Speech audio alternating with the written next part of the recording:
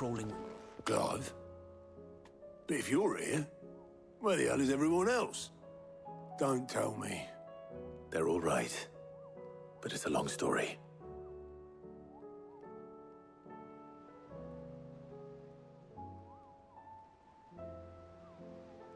You lot don't do things by halves, do you? Well, at least everyone's still breathing.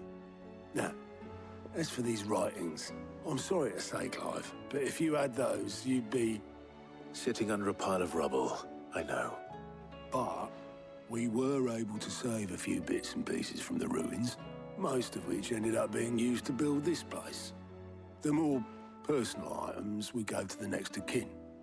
In the case of Sid's things, that would have been Mid. Then I'll check the workshop.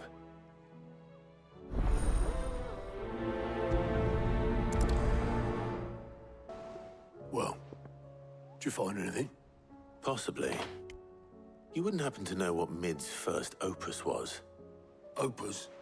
That girl's as tone deaf as a banshee. Unless you mean the orchestrion. She couldn't have been more than, what, 11, 12 when she cobbled that thing together? It surprised us all. Not least her dad. You should have seen how proud he was of the little scamp. What's that battered old box have to do with anything? I think Sid may have hidden something inside it. Wouldn't surprise me. Those two and their bloody treasure hunts. Half the things in the hideaway were hidden one time or another. I didn't break it. Well, I didn't break it. What didn't you break? Nothing. We didn't break nothing. We definitely didn't break the orchestrion. What's wrong with it? It's broken. Except when it isn't.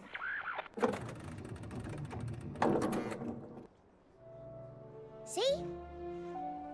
And you had nothing to do with this? Nope, nothing. We just wanted to listen to all the songs at once. So we pressed all the buttons. Like this.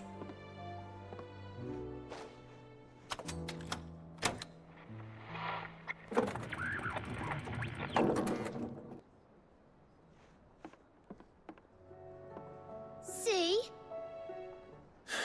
All too well. All right, out of the way.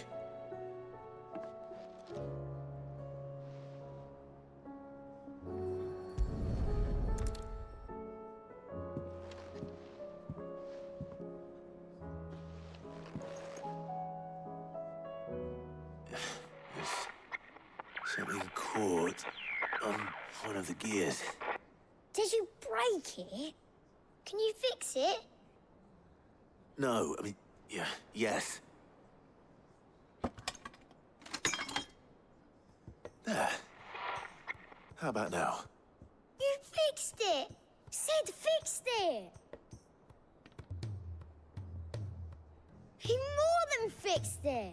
Yeah, new music! Huh. Never heard this one before. They started playing when I removed this. Whatever it is.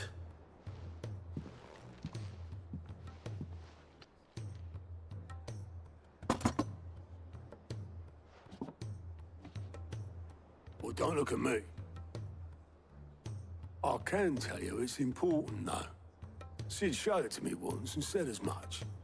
Said it was the stuff dreams were made of. Let's just hope it's the stuff ships are made of as well. Indeed. Let's see if we can make some dreams come true. Oh, that was convenient. Right at the time we needed it.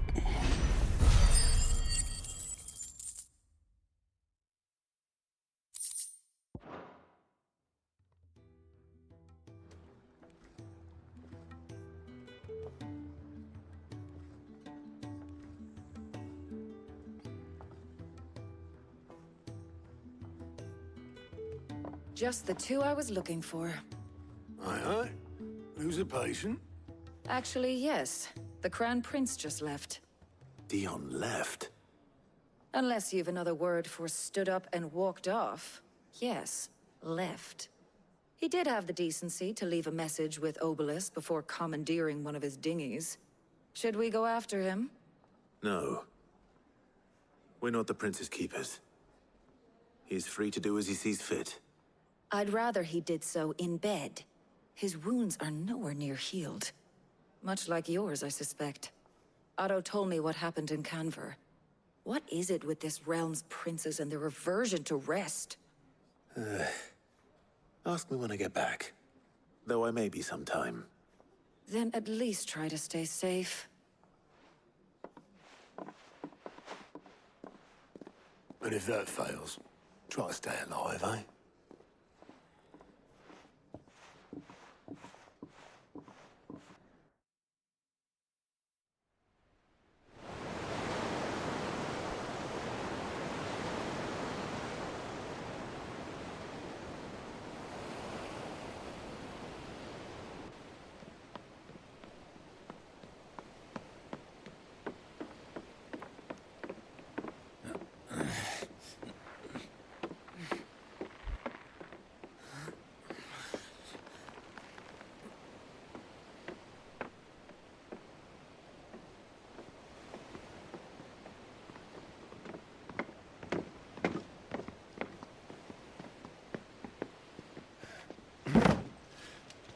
I were right, Clive.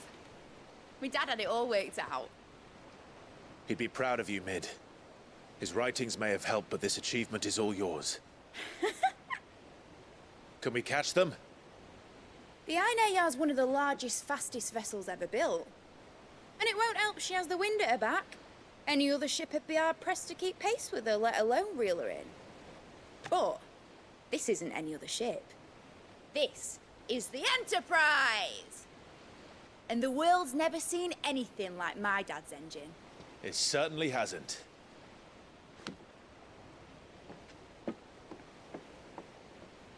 Clive, what do you know of Barnabas Tharm? Not much. Only what the bards sing. That he sailed to Ash from southern lands. That it was his mastery of the blade which won him the throne. And that his sword, Odin's sword, can sever the very threads of creation. But don't lose any sleep over a last tilt. We'll do what we must to survive. What we must. The light! I thought this cove was meant to be hidden.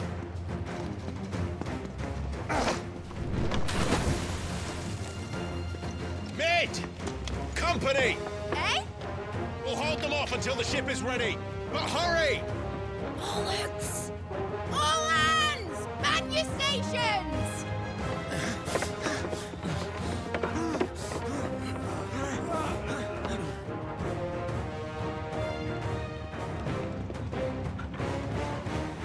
Everyone with me?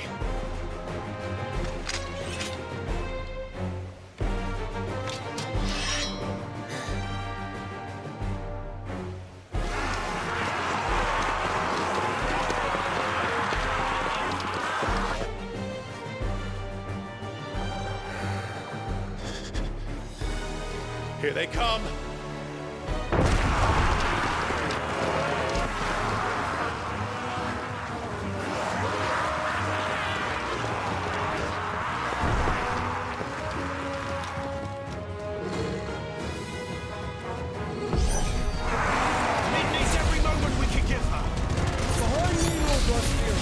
I'll take care of these fuckers. Behind you! I'll have you know earthbreaking here, one-step clear into the heart of every man in the Twins! About that offer, Cav? How are we doing, Mid? I thought you said that ship was fast!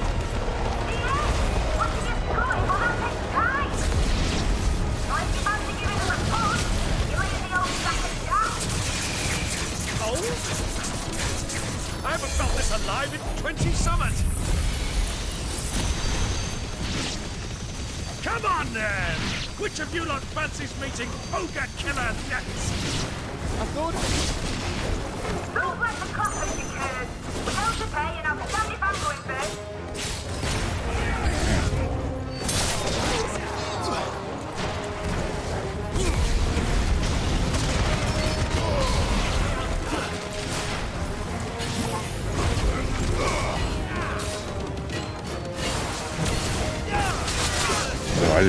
him. Charging.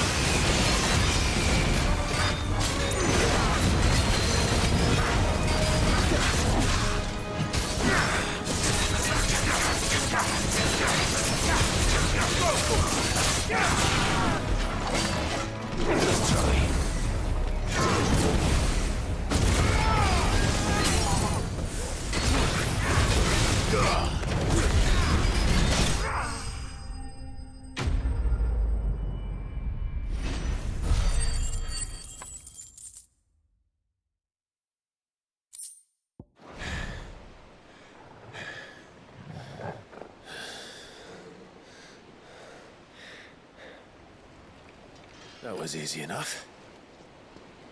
All right, you lousy lot. Get your asses on board. She's ready to sail. You heard the captain.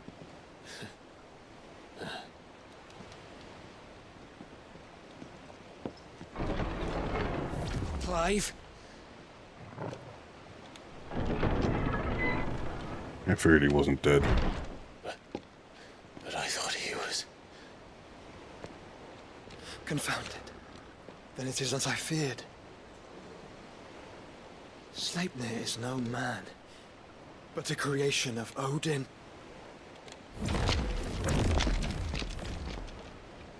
Oh. That I was not expecting. Phoenix's fiery fundament. Have you no normal enemies? Up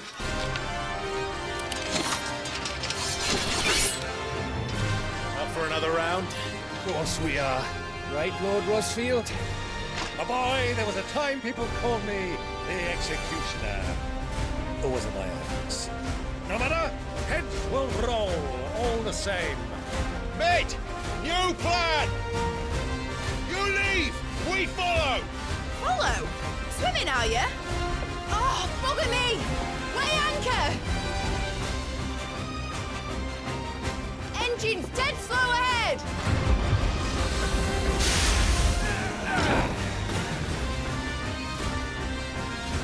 Have care, my friend. 'Tis not blood Oh, that alright, runs well. through these veins. These foes will not fall easily.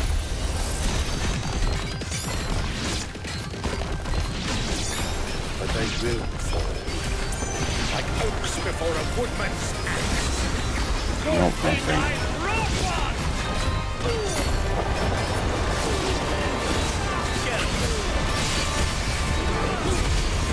How long are we meant to keep this up? As long as it takes. Unless you have a better idea. Well, I've already killed at least 5 of the bastards. Fuck it. Let's do the lot.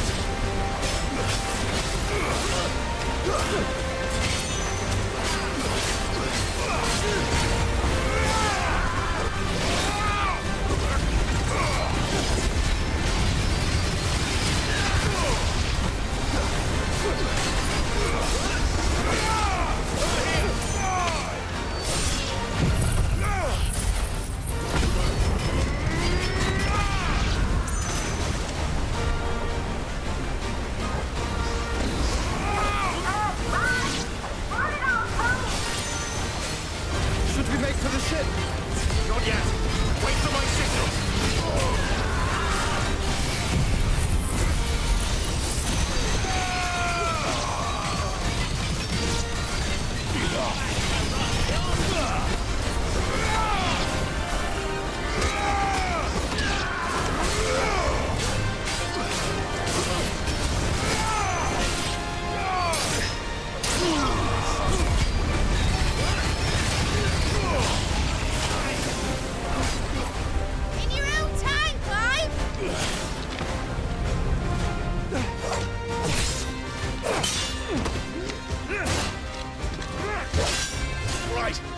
Stronghold was just one of them.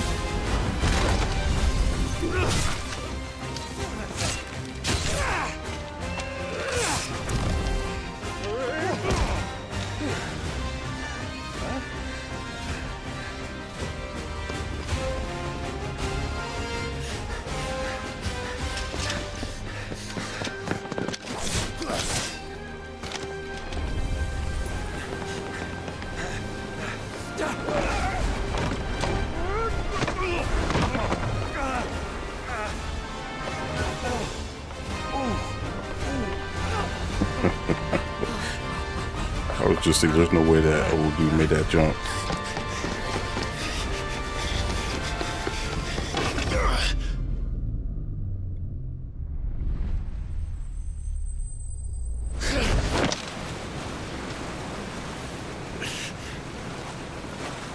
All right, Clive.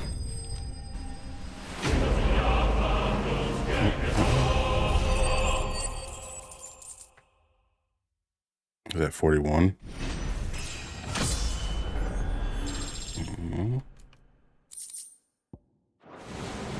Now, mate! Alright, engine full ahead! And hold on tight!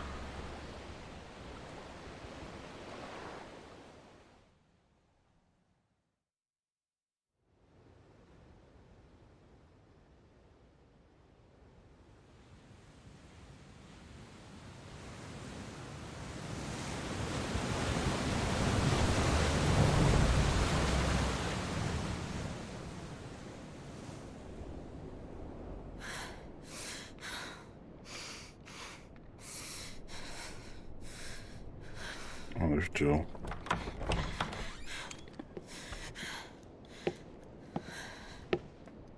What do you want?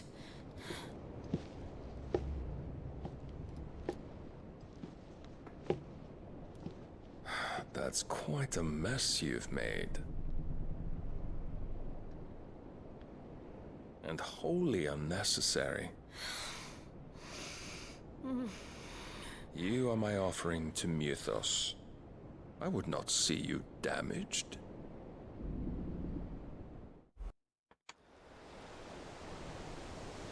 Are we gonna have to fight Sheila? I didn't even consider that. Now back to your stations! Every bell spent treading water puts another league between us and the galleon.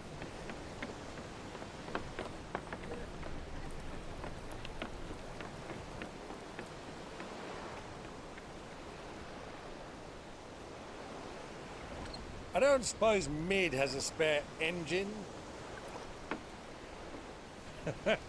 Since you rose from the grave, my fortunes have plummeted.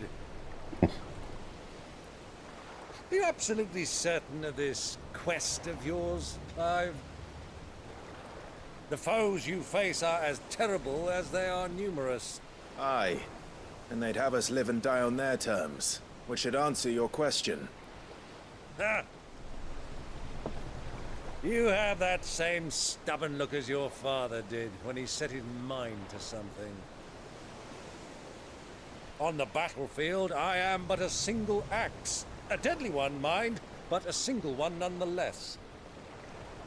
Yet what you require is 1,000, and I believe my old friend in Brandalar can provide them.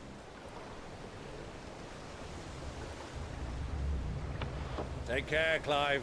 I have many more tales of your father's exploits to share. And I cannot very well do that if you're dead. Again. Good luck, Uncle. And may fair winds attend you. As for you, Joshua, take care. I shall do my best, Uncle. Farewell, my nephews. When next you see me, it shall be with an army at my back.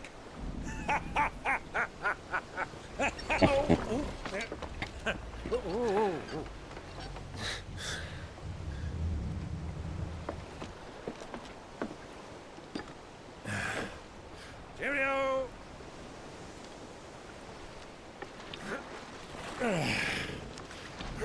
Oh, yeah. Keep up, my boy.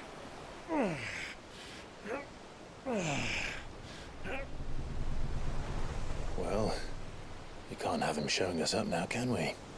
We would never hear the end of it. That's crazy. They're rolling all the way out there. Instead of putting the sail down.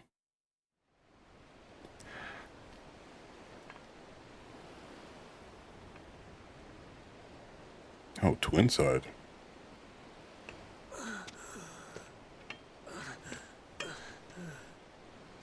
Greek, have mercy.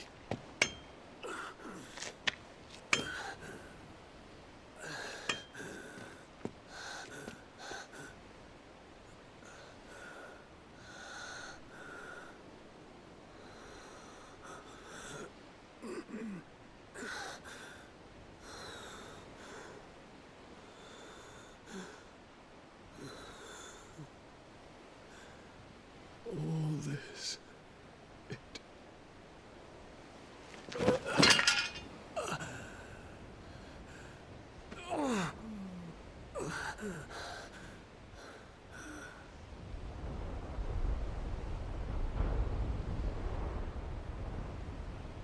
What have I done?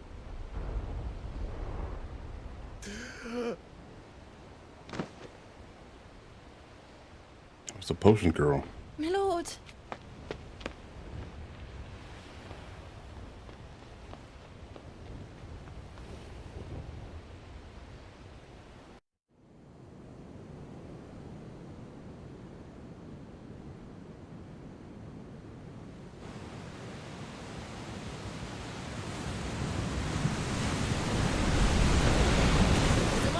Between here and Waloed, but any ship heading north has to round Zemeckis and put through the Narrow. Maintain our current bearing north-northeast, and we'll catch the Black Galleon before she vanishes again. What's to prevent her from circling around Ash from the south? With these winds in those waters, it'd taken forever and a fortnight to reach Stonehenge. Mid knows what she's talking about, Clive. Better than any of us lot, anyway. I say we do as she tells. Sails on the horizon. She's ours.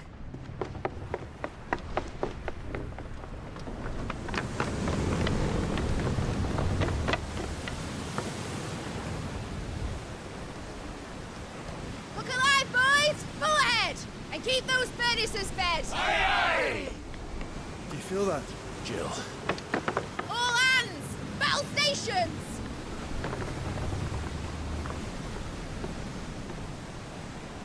Let's see what this girl can do.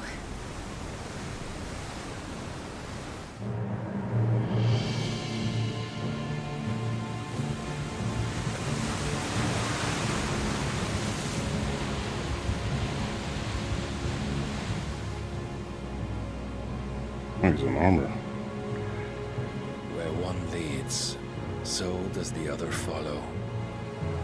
The bond of consciousness which joins them condemning both to the same fate.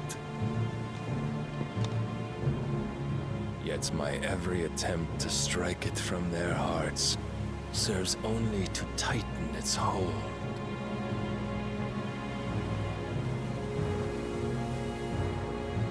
Fascinating.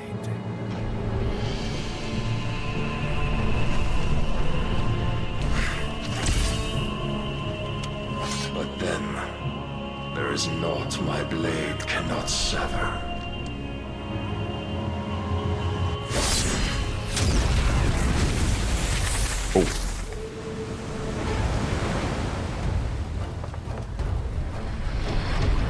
Great Grigor's gas!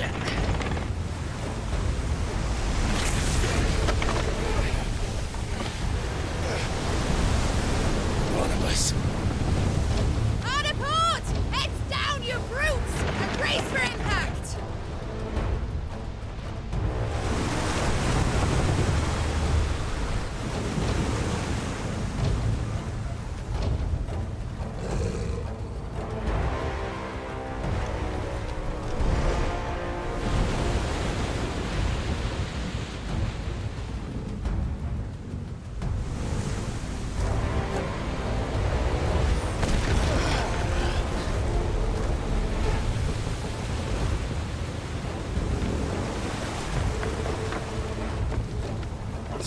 never. I'll find her.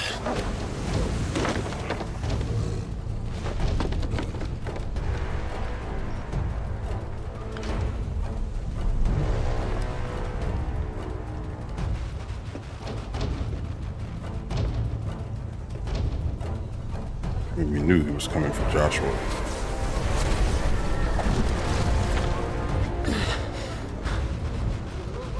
Bloody hell! How to stop it!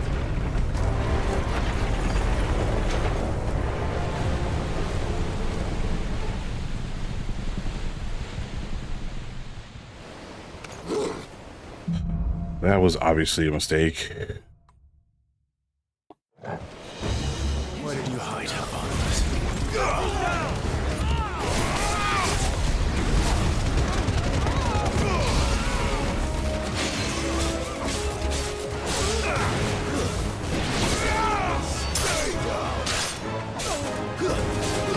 It's over.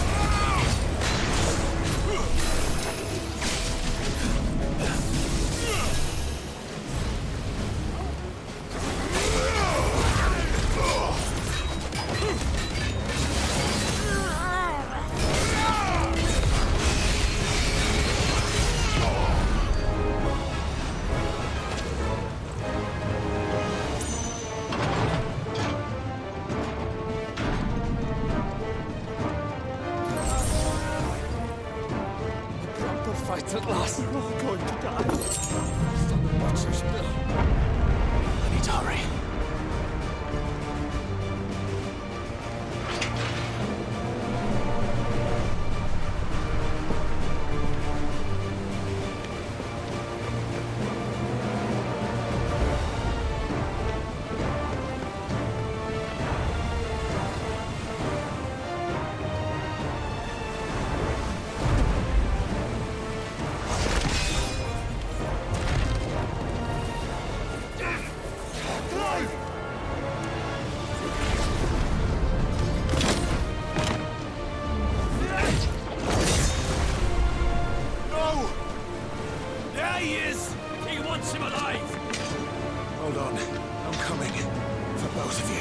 I didn't have Torgal go look for her.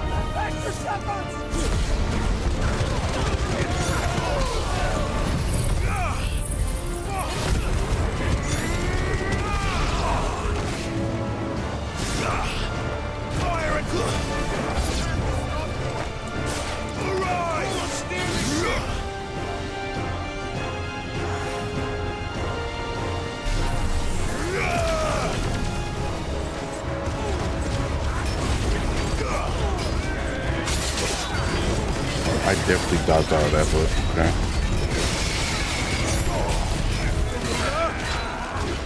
Let's try.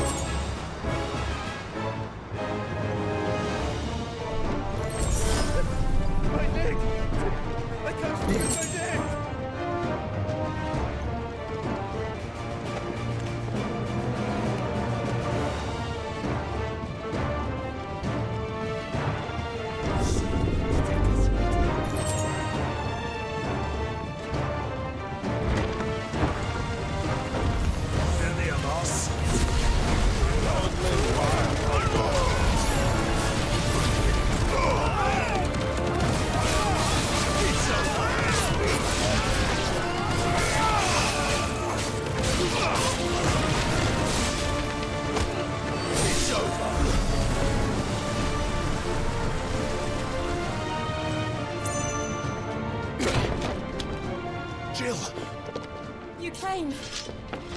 Get back!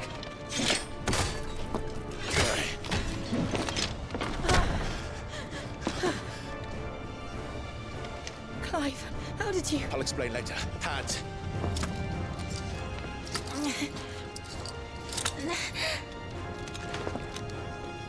Can you walk?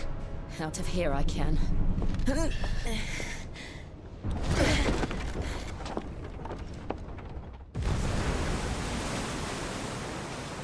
Stand still! Phoenix. Are you not the dominant of fire? I see naught before me but a guttering flame.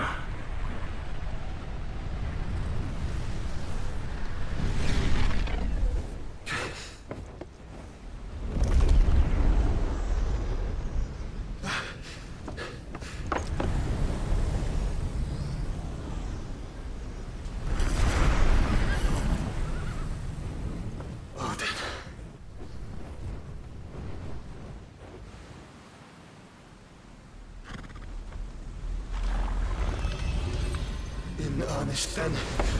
Wow.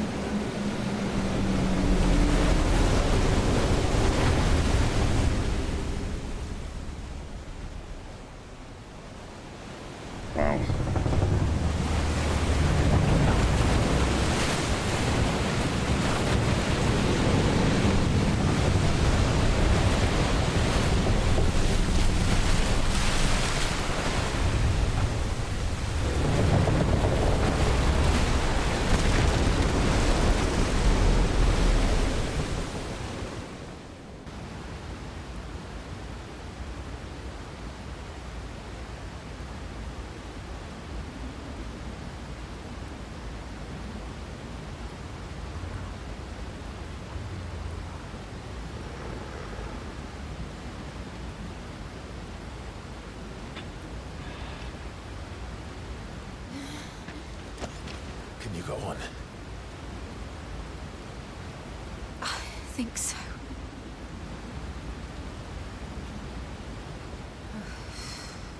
Eva could fix this.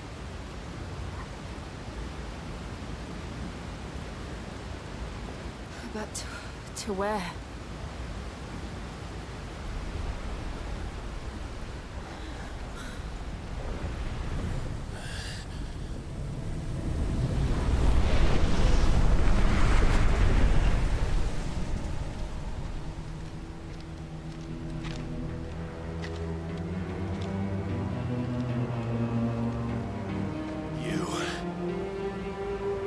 What did you do to Joshua? The Phoenix? Oh, I expect he will survive. This consciousness in which you coil your feeble souls is grown thick with desperation. And thus has my master turned to my blade.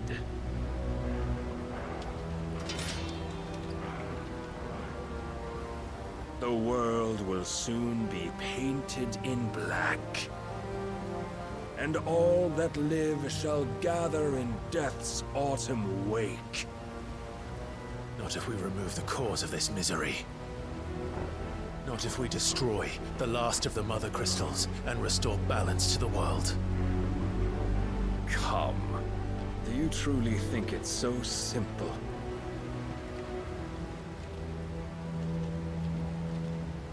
The blight is inevitable. Not even the Almighty might stop its endless march. Your efforts will avail us naught. Naught, that is, but suffering. You must embrace the truth, Mythos.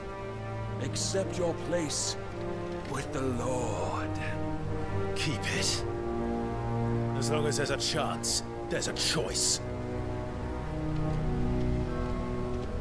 Ever led astray by your blind resolve.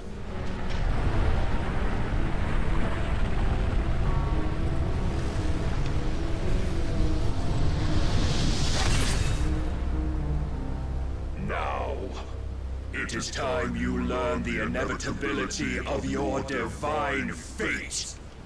However much it may hurt. Get as far away as you can. Clive, no. Trust me, Jill.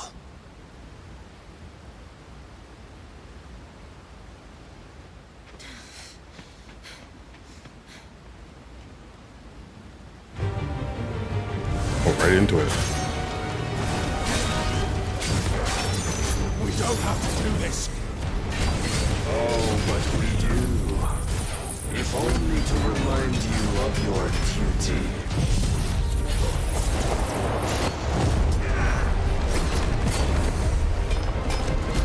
In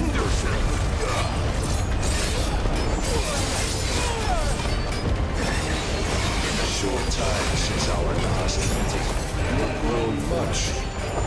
Yet as a vessel, I fear my lord will still find you lacking.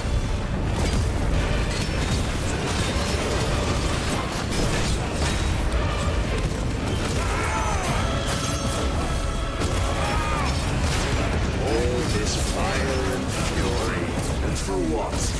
Stopping the blight.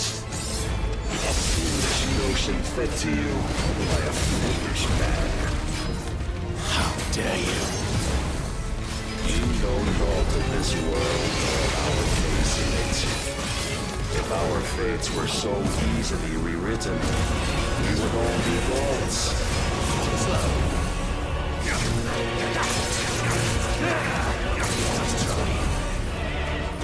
Is the God?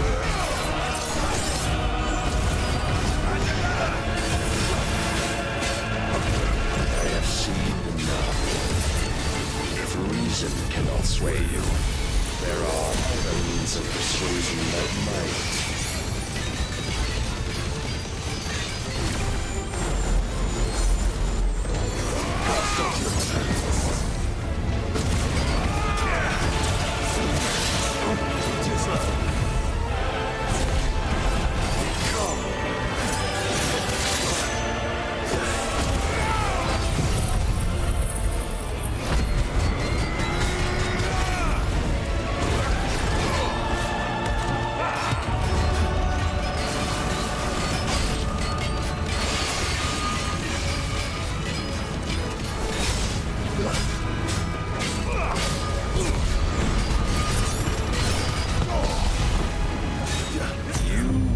Assume the mantle you've been given. And thus is the light of hope severed.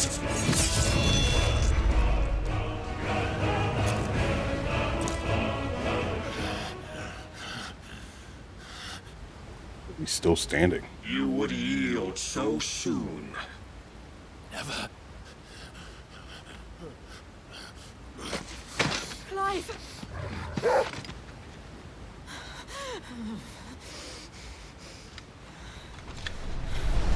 Do you not see? Your iron will weighs you down, dragging you ever further from your purpose. And what is my purpose? Mythos. Who are we? What are the dominants? The breath of the Creator still warm on our lips. We carry his light that we might guide the masses in his name. We are but mighty acts of God. We are more than that. You would be nothing without what he has granted you. The power we wield is his, and yet every time we draw upon it, it wears away at our very being. It breaks us. It unmakes us, that its immaculate aspect might reveal itself. The icon. It is too much for even his chosen few. Apart from you, Mythos. You wield the might of many, yet your body does not answer for its avarice. What are you saying? What I am saying is that we dominants are a means to an end.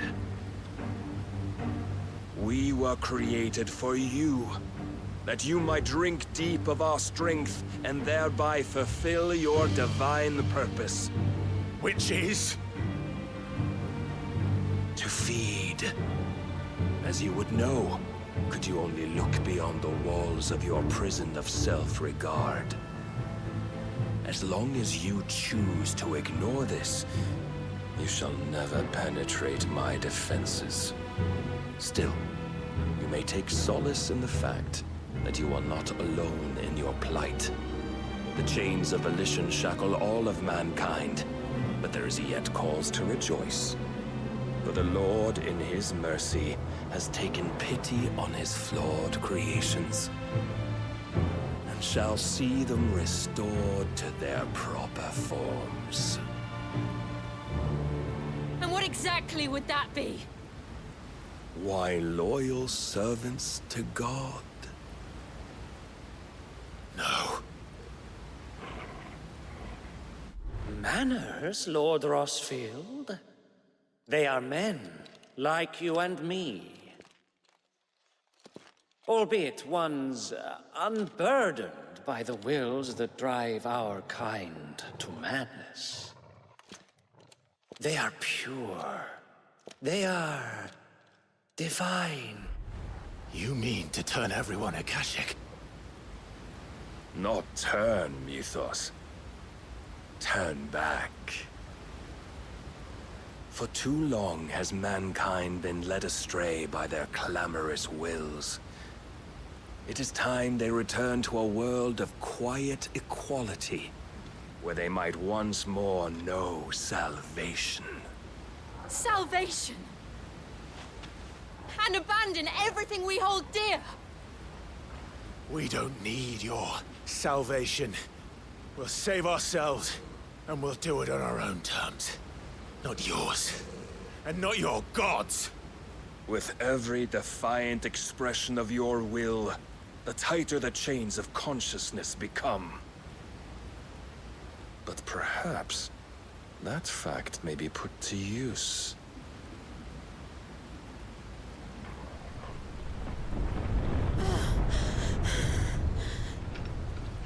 Clive! The faster it binds you to the remaining dominance, the stronger your hunger will become. Until it leads you back to the only answer there ever was. Mayhap not by the path my master intended, but back all the same.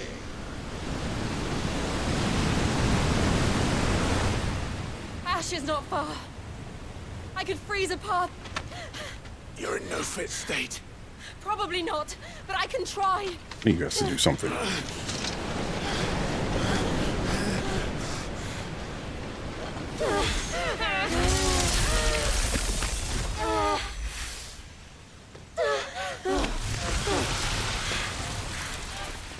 Don't look back!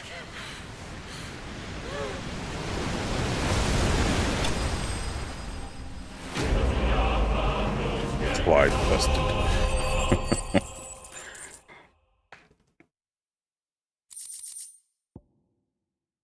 I'm assuming there's no way to win that fight.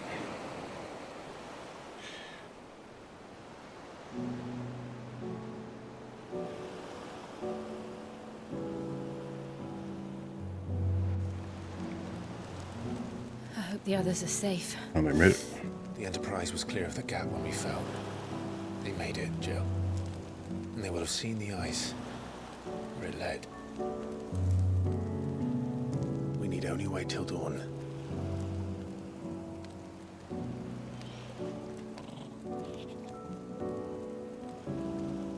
Didn't you just get cut up with all the blood This is the from second earlier. time Barnabas has bested me. I'm powerless against him. And maybe there really is nothing else for it but to give yourself to his master.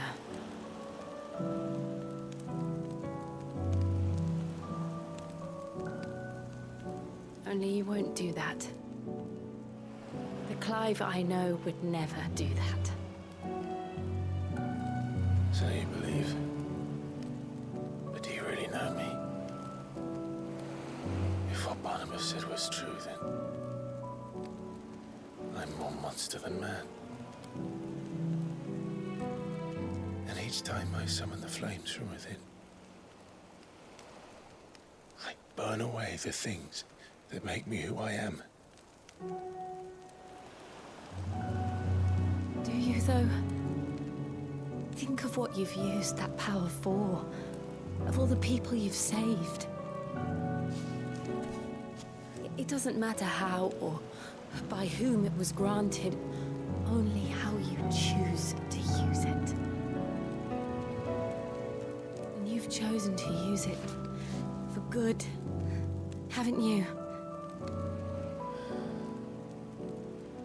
I've also used it to kill. What if that's my purpose? What if it's all I'm good for?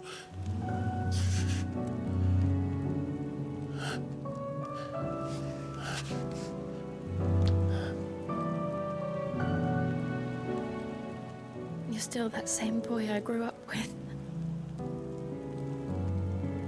Always so eager to save everyone around you, and yet always so alone. Because you failed to realize the one thing that needed saving most of all. You, Clive. You. You never once took the time to save yourself.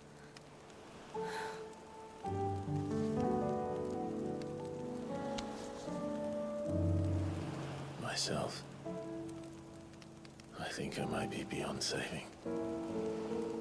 No one is beyond saving, provided they want to be saved. You fight to survive. And you survive so that you may protect those you love. It's what you do. What you've always done.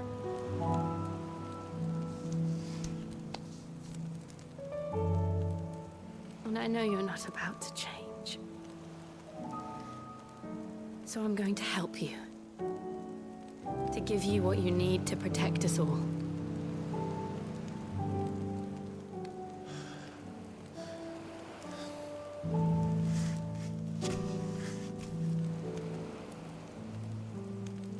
Jill. Are you sure?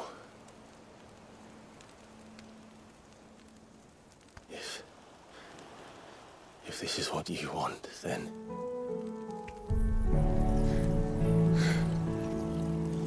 Don't worry, Clive. It is. So that's how we get Shiva's powers.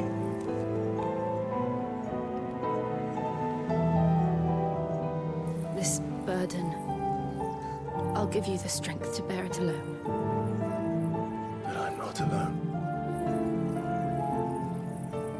These burdens I carry, my sins, my pain, my sorrow, I see now that they are all a part of me.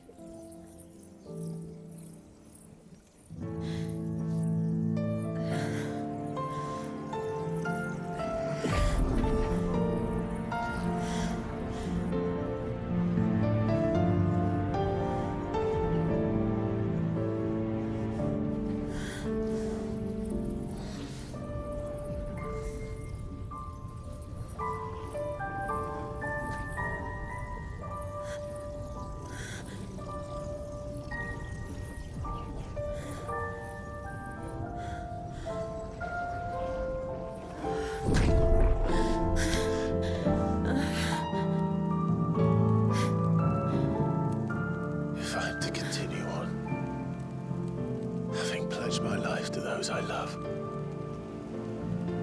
then I will gladly bear your burdens too, until my last breath. Clive.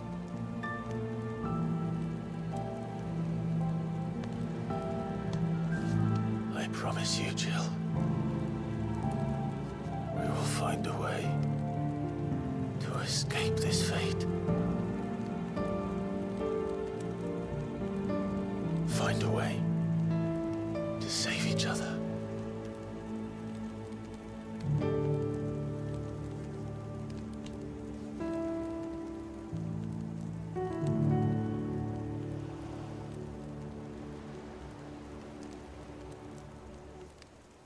That we might one day look upon the moon again, together.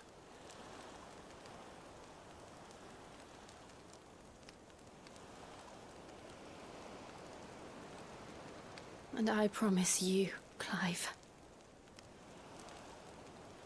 that I will be there, no matter what you must become. I know.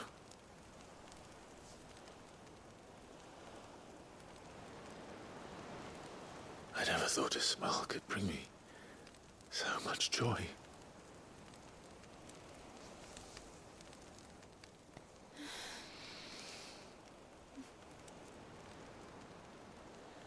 About time.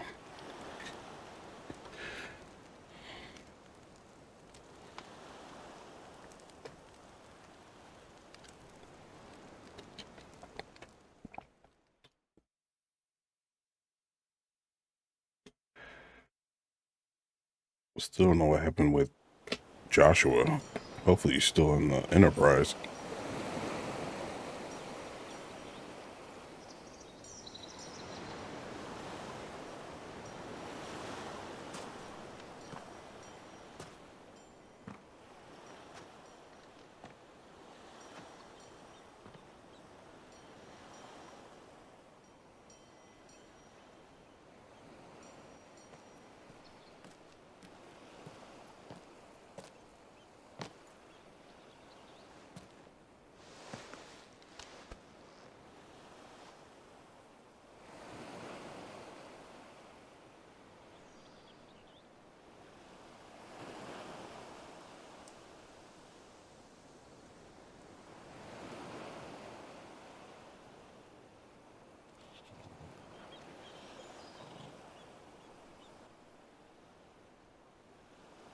What of Barnabas?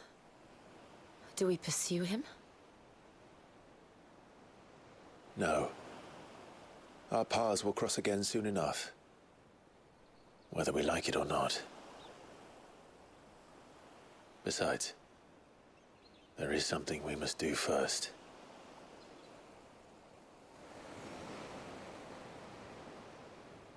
Of course.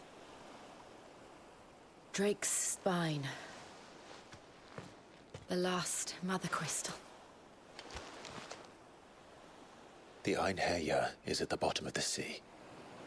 Waloed won't dare move on Storm without her. But they know we're coming now. We'll need a plan. And a damn good one at that. Then let's go home and find one. Ash will have to wait.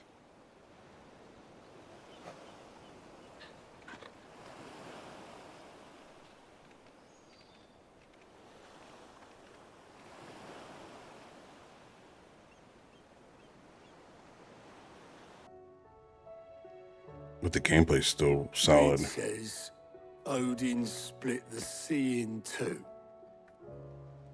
She's always been partial to a tall tale. But there's tall, and then there's tall. I struggle to believe it myself. I see your uncle isn't with you. He stayed with the Enterprise. After our brush with the Einherja, she was in urgent need of repair. And my uncle knows a shipwright in Randalar.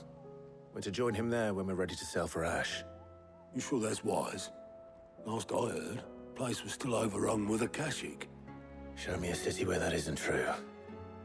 Ultima's plague is spreading. We're running out of time, aren't we? We've done our best to shore up their hideaway. But I doubt a few planks will stop what's coming. Still, we'll keep at it. Every little helps, I suppose.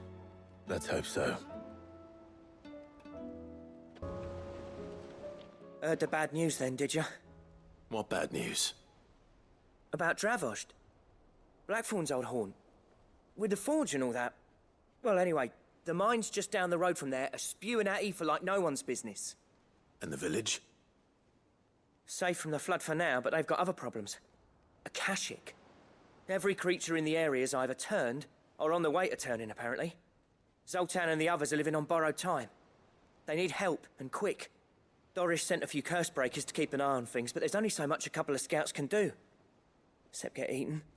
If something ain't done soon, the whole place will be overrun. I won't let that happen. Didn't think you would. Does Blackthorn know? I thought it might be better if he didn't. He'd only do something stupid. You reckon we should tell him? No. It's better this way. Yeah, well... I can't stand about knowing what's happening out there, so I'm off. I'll see you in Dravost.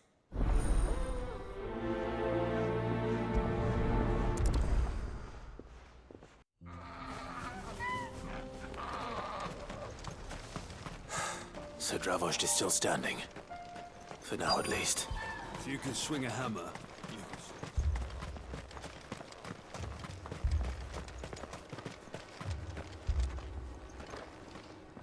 Clive! You're here! And the Akashic?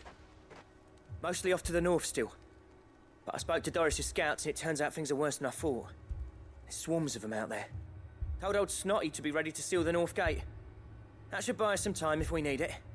Enough for the villagers to barricade themselves inside their homes at least. Well done. Welcome back, Cid. I'd never have guessed, you know. Not if August hadn't let slip. Who'd have thought that the savior of Dravost would turn out to be the realm's most infamous outlaw? Keen to help us out again? I am. Thought you could sneak off without me, did you? Blackthorn. Oh, what are you doing here? One of the scouts couldn't keep his voice down.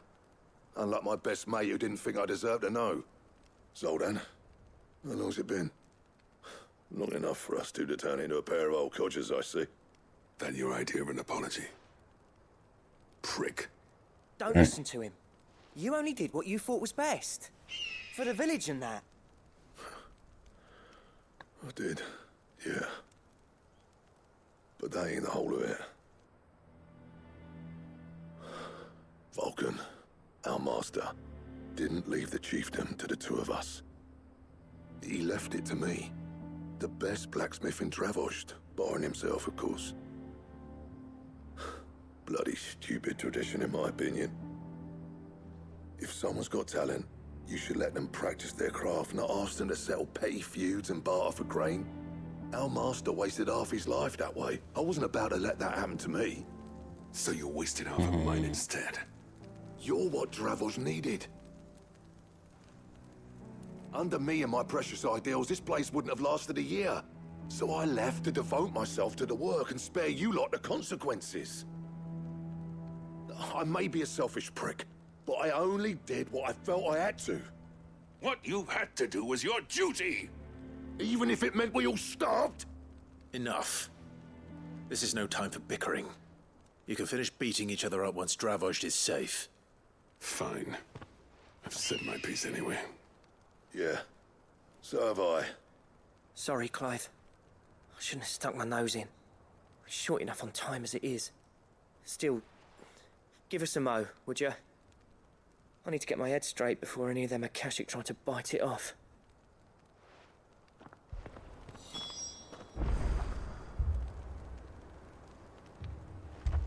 You, ready for the off, then? Yeah, let's go. We can't afford to waste any more time. Right you are. Might be worth having one last word with the scouts, though. Don't want any nasty surprises, do we? Oh, and Blackthorn, you and Zoltan might be better off staying inside the... Akashic on the move.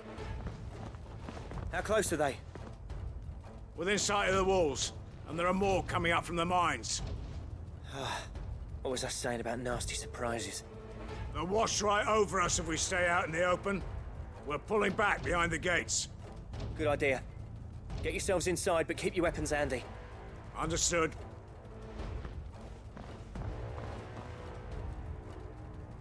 I'm prepared to fight if I have to. Well, let's hope you don't. That's our job. Once the scouts are inside, order your men to barricade the gates. No heroic last stands, you hear me? No fighting at all if you can help it. August's right. I've seen what Akashic beasts can do to armor. The people here are tough and willing, but they ain't equipped to face what's coming. I'm going out there. Start work on the gate as soon as I've left. I'll give you as much time as I can. And if they kill you? You evacuate. But it won't come to that. I promise. You'd better be right. Take good care of Dravoj till I get back. Leave it to me. And give those things what for, yeah?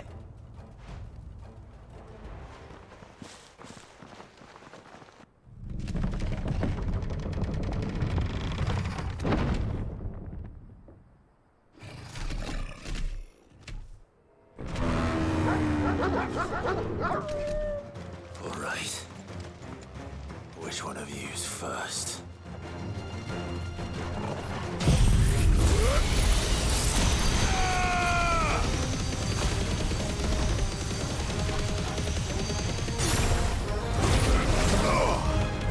Nice try.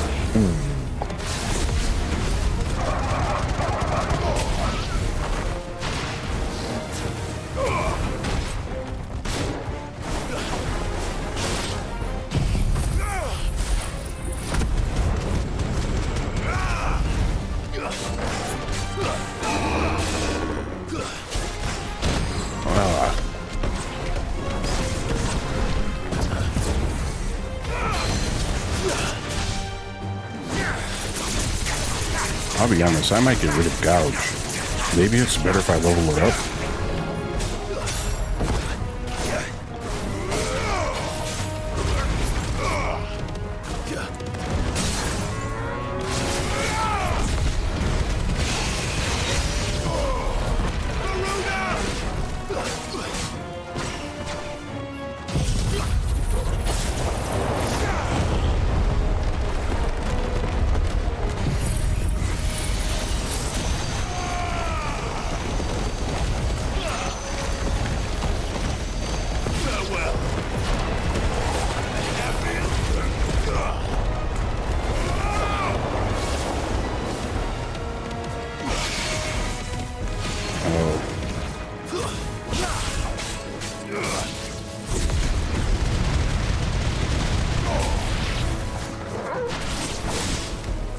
It's over. Of course.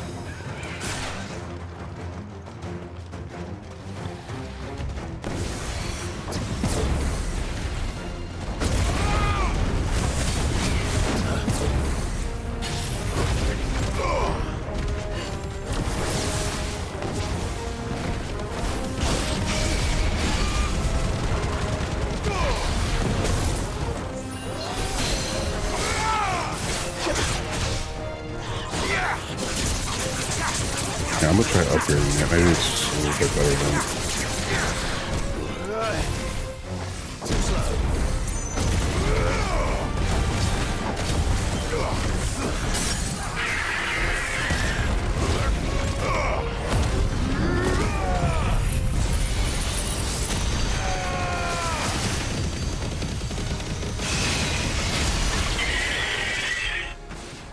Easy. Is that it? Of course, I spoke too soon. Apparently not.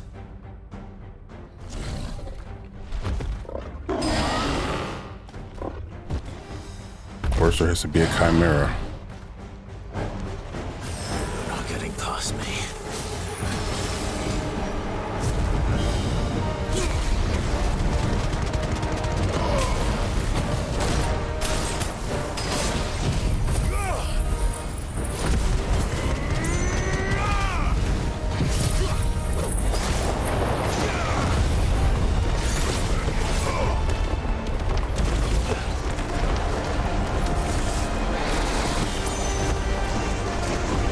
Oh.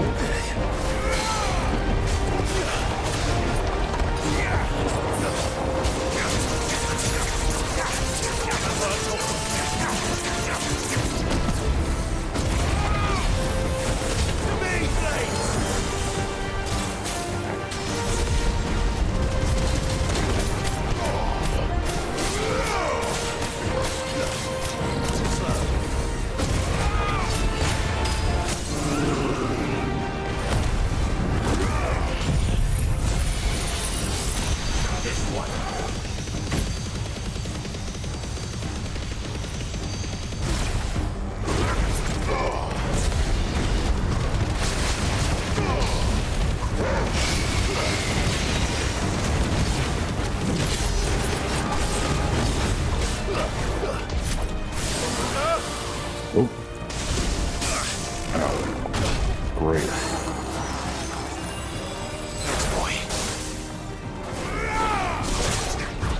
Of course.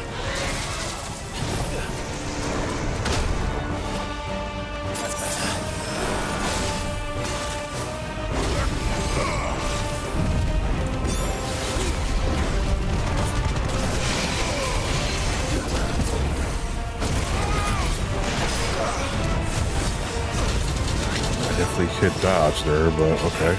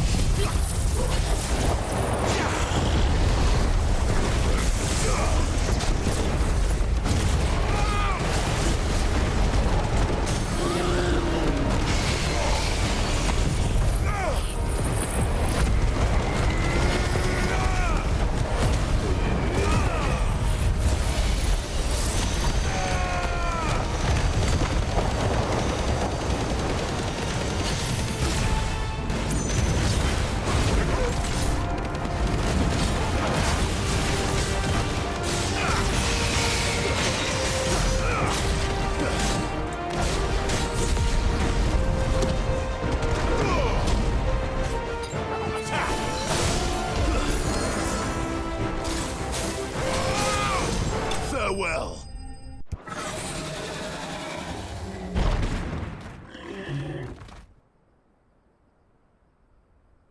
Now, the question is, did I miss any?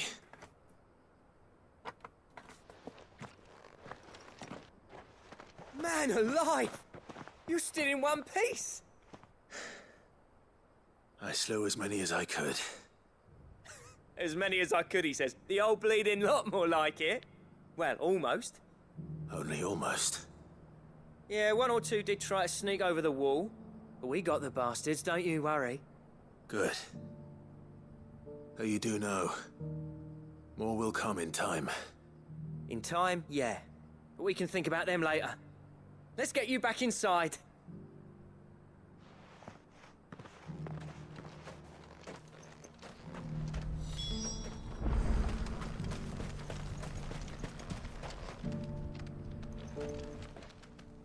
Cid! You're even more fearsome than your reputation. Enough to give those Akashic monsters nightmares. I almost felt sorry for the wretched things. But mostly, I felt grateful. Dravoged won't forget what you did today. I'm afraid I've only delayed the inevitable. There's no getting rid of that ether flood. Meaning that any living thing which stumbles into those mines will end up clawing at your walls again. And that's if the flood don't spread. If it does, well, I hate to say it, but the village's days are numbered. That may be, but we're staying just the same. With ether floods springing up all over, it's no less safe than anywhere, and more importantly... That's a good point. It's our home. We'll fortify the gates to the north, and I'll see that they're guarded day and night. All right. Then we'll give you a hand shoring up those defenses. As for you, Blackthorn, that's twice you've turned up when Dravos needed you. So... thanks. I shouldn't have stayed away so long. And I shouldn't have left without talking it over with you first. Too bloody right you shouldn't.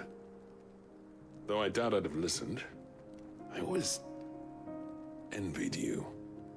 How you made everything look so easy when, for me, it was anything but.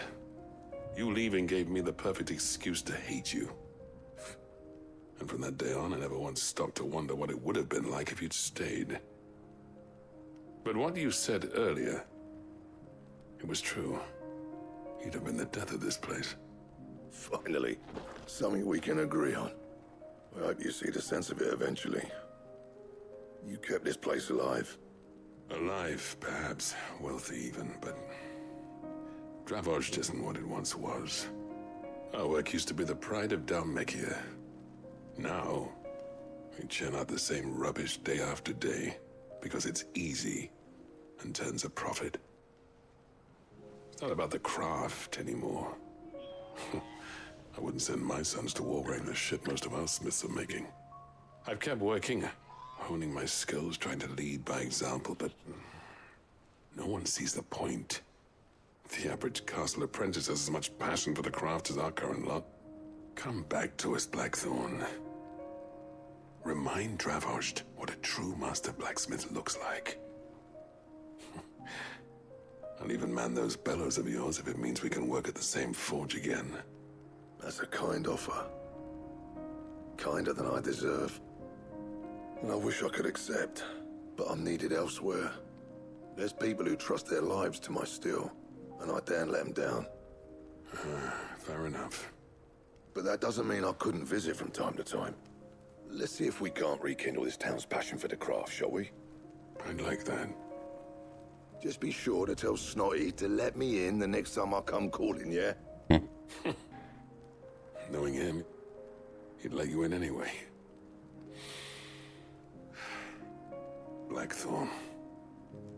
The Master Smith turned outlaw, back in my good graces. I never thought I'd see the day.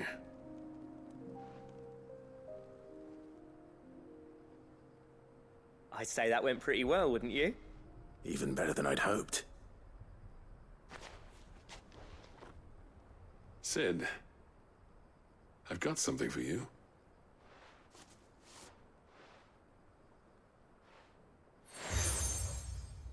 Cracked anvil.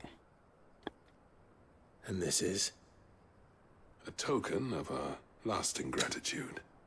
But I'm of a mind to make you a far grander gift.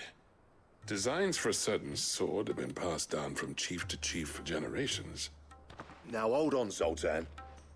There's a reason no one's made that blade in centuries. There's not been a craftsman equal to the task. I'll admit your cinders make impressive steel, and I've learned to hone an edge Odin will be proud of. But the engravings on that thing are enough to make a jeweler cry. And they're not just for show, either. Have you forgotten what brought you back to Dravozhd in the first place? A certain ring? I knew I'd never surpass you with the hammer and tongs. So I turned my hand to a different kind of metalwork. Between the two of us, I'd say we're the equal of any master craftsman ever to have graced a forge.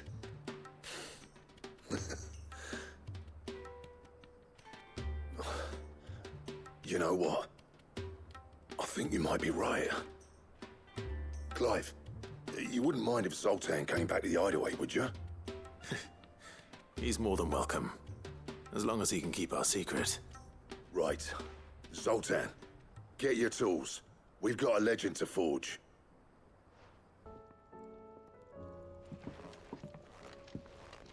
Ah, the man himself. We were just about to make a start on that sword I promised you. It's funny, but none of this would have been possible without your help. You remember Camille? We'll be using his leatherwork for the grip. The steel, meanwhile, will be tempered in a fire, burning the cinders you charmed out of old Zoltan here. And that whetstone from the Outer Isles, that'll be what gives the blade its edge. And the final flourish will be my talented colleagues' engraving. A team effort led by the greatest blacksmith alive. Now, Save that talk till the thing's finished, yeah? Right. I'm ready if you are. To the bellows it is, then.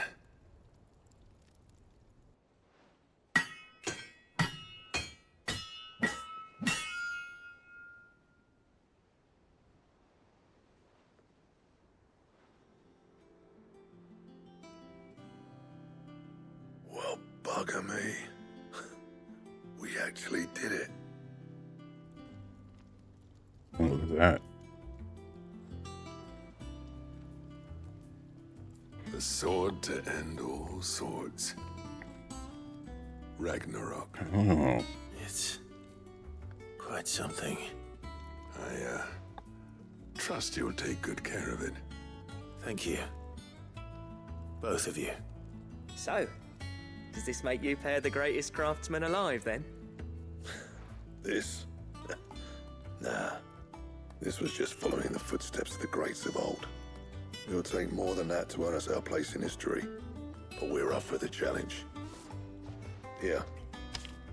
A list of materials. Zoltan and I got talking on the long road back from Dravost. We reckon with those items there, we could craft something even better than the Ragnarok. Something worthy of a legendary outlaw like yourself. That's a weapon I'd like to see. You leave this list with me. I was hoping you'd say that. One legend at a time, eh, lads? Before you start on the next, who fancies raising a cup to friendship reforged? Good idea. No more drinking to forget my past. It's about time I had something to celebrate. Then tap the kegs! Vulcan's boys are on their way! I never thought me and Zoltan would ever speak again, let alone work together. And if it hadn't been for you, we wouldn't. You've been a good friend to me, Clive. The best. Where are you? Can I help you, Sid? I'm looking for Doris. Is she here? I'm afraid not. She's at Martha's Rest on a job. My job, actually. When she heard what the mission was, she insisted on going herself. Alone. Did she? What was the mission? Following up on some new information. Once they'd settled in, the bearers you helped liberate in the Dragon's Eyrie were keen to talk about their imprisonment. And about their captor. The slaver Cole's team were tracking when they were attacked by the Beastmen. I'll go and find her. She's at Martha's Rest, you say? If she's not moved on already, yes. I hope everything's all right. It's been a pleasure, Doris. Just like old times. I'll give your offer some thought, my lady.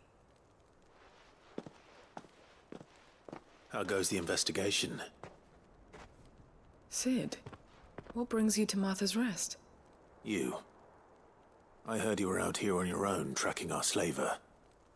I trust you're being careful. Of course. And it had to be me. The bearers from the Dragon's Eyrie confirmed a long-held suspicion of mine that the slaver we've been tracking is an old acquaintance. She's no fool. If we'd come in force, she would have spotted us straight away, and then vanished without a trace. That was her just now, wasn't it? So, was it a fruitful reunion? I'd say so.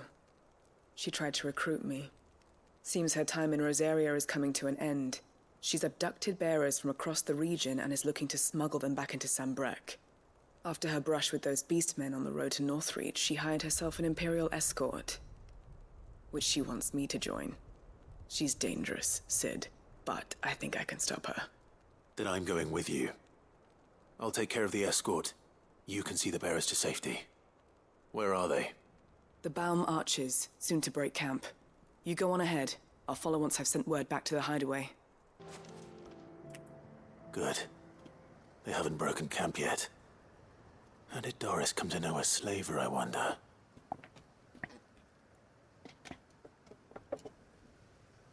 We've waited long enough. She's not coming. Ready the bearers. We're leaving. Back to civilization, is it, Mom? With all haste, lest any of you lackwits start talking like these feckless bumpkins. I presume your men are ready. We've suffered too many delays as it is. Any more, and I'll be docking your pay. Yes, Mom. Oh, but before you go, it appears we have company. Kill him. You're welcome to try.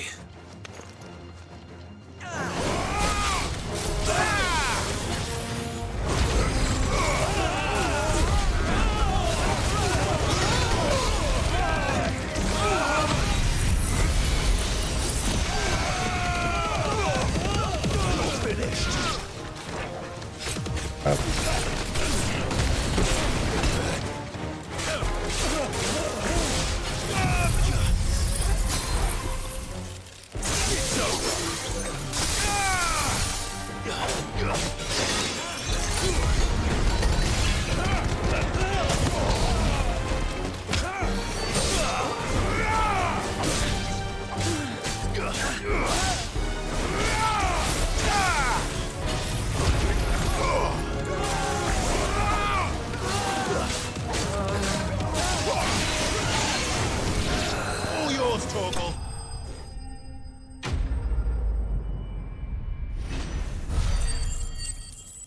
I still sometimes forget to use Torgal.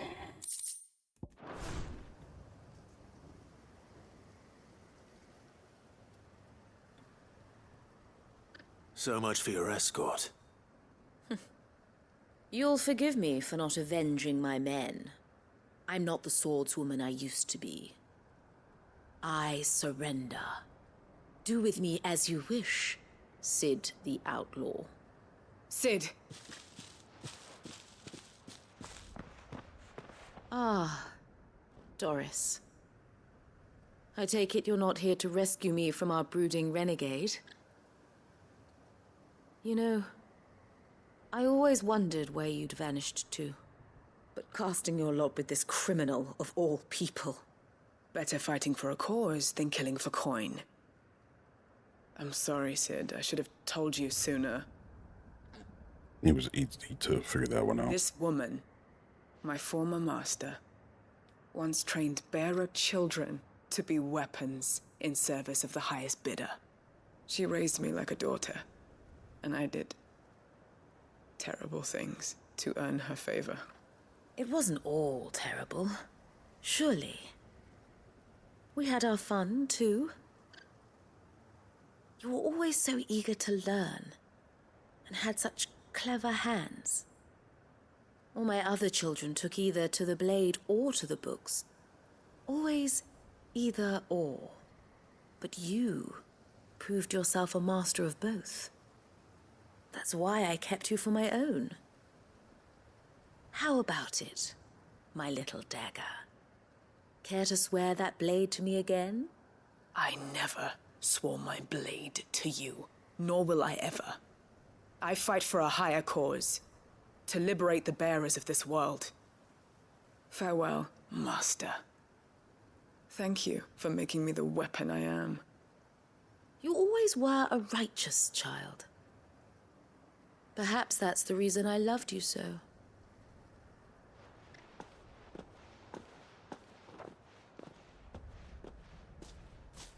What do you want to do with her? I am not the killer she wanted me to be. Not anymore. And she no longer has friends in high places. The Dame does, though. Her connections at the Imperial Court will see that justice is done. All right. If you're certain. I am. And thank you for everything. Now, I better let these bearers know that they're safe.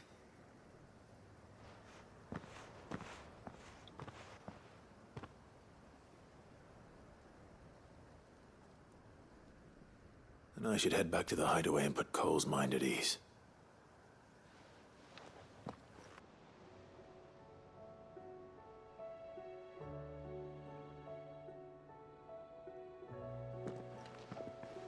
Welcome back, Cid.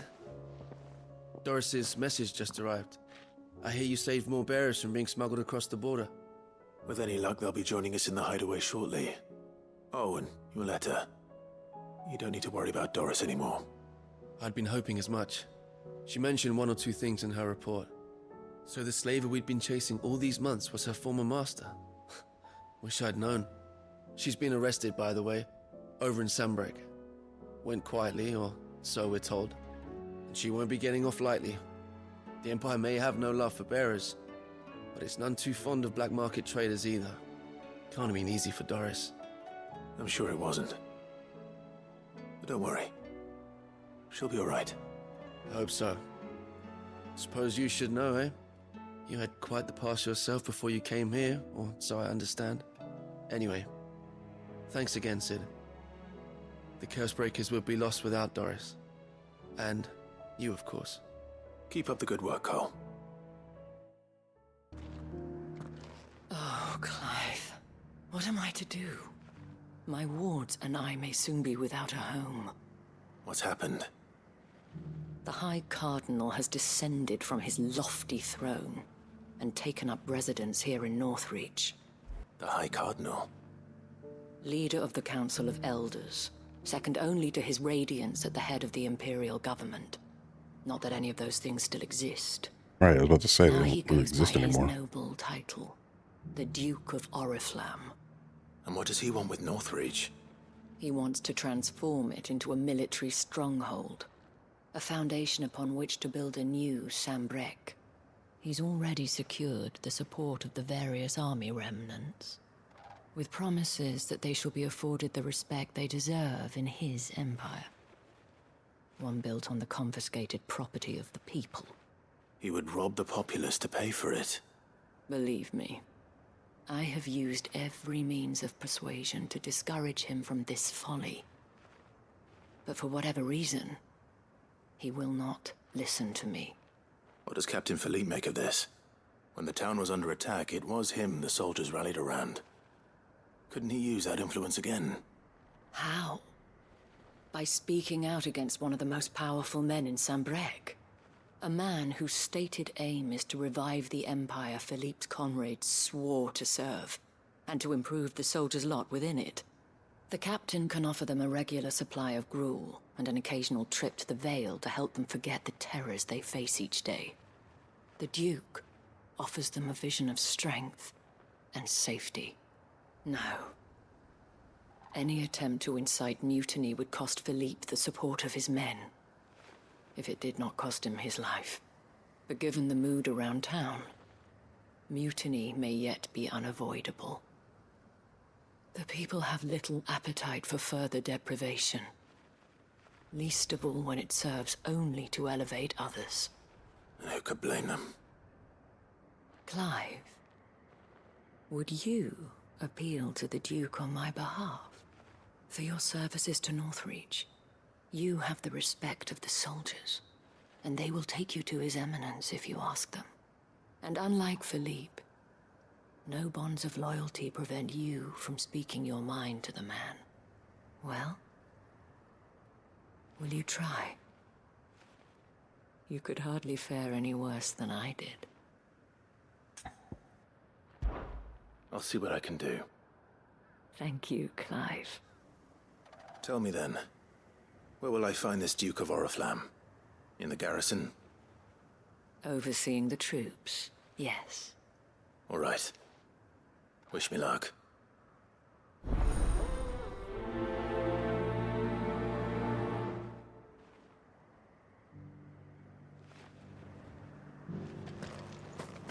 I may have met this Duke before, at the Remembrance Ceremony. Let's hope I didn't make a strong impression.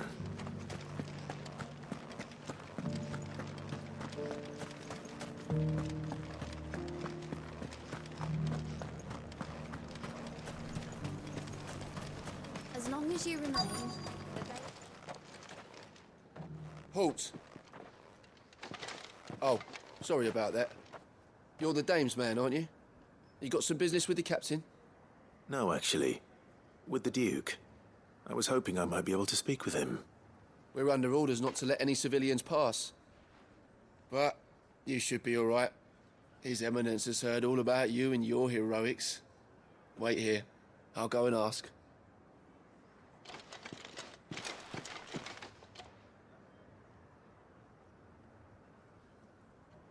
So, You are the sellsword who lent his aid to the garrison. The Empire owes you a debt, and I shall see it repaid. But tell me, is it wealth that you seek, or favor? Neither, Your Eminence. I thought only to inquire about your plan to turn Northreach into a stronghold. Ah, I see. You are worried the expanded garrison will render your services redundant. Yet you needn't be. A proud fighting man like yourself shall always have a place here. Pride of place, in fact. For too long has the contribution of the noble soldier been under-reckoned. But no more. For it is they who shall see the Holy Empire rebuilt, beginning right here in Northreach. Why here, Your Eminence? The town has been fortunate enough to escape largely unscathed from the recent troubles. Her defenses are sound, and her garrison well prepared. Which is more than can be said for Oriflamme or Twinside. The Empire wants for a capital, and I believe Northreach to be the perfect place. With Caer Norvent as her citadel. Once we have seen to the refortification of both the town and the castle, we need only build a wall around both to create a city that would be the envy of the twins. Plans are already underway for the construction. Soon enough, these thralls shall learn that they are no match for the might of Sanbreque. I fear you underestimate how dangerous these creatures are, Your Eminence. Should they return in force, you will need all the people of Northreach to come together in defense of the town. Something they may be loath to do if they've been deprived of their worldly goods. The people will do as their leaders command.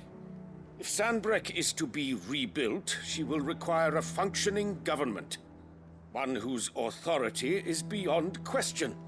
That is why this levy is necessary. So that any man who wishes to join the army might do so and be fed, outfitted, and paid as befits a defender of the Empire. And yet there are those who persist in peddling the treasonous lie that I seek to steal from the people and drive them from their homes. I suspect they're afraid of losing what little they have left. Precisely. The common folk have little and less, and you mean to deprive them of even that. You would sow the seeds of your new empire in your own salted earth. Sabine, we have discussed this.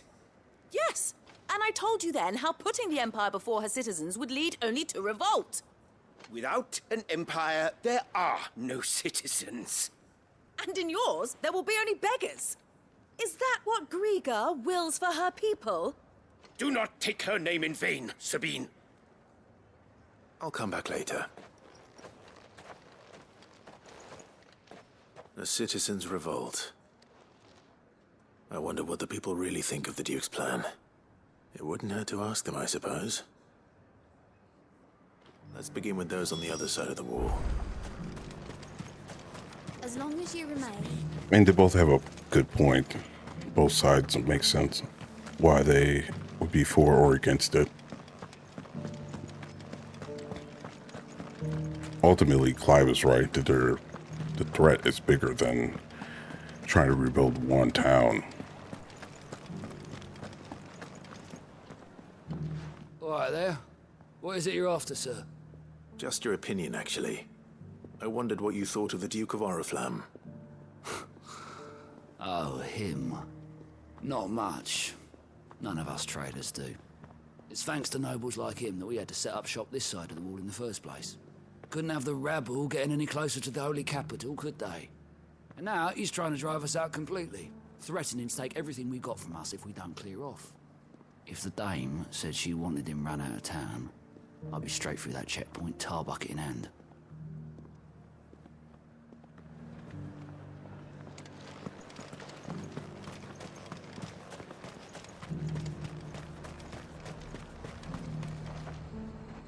I've been hearing a lot of talk about a certain duke. Nothing good, I'll wager. Going around acting like he owns the place. And with hardly a word to the dame. This is her town, not his. I take it you'd rather she was in charge. As far as I'm concerned, she still is. Just need his eminence to sod off back to Oriflamme.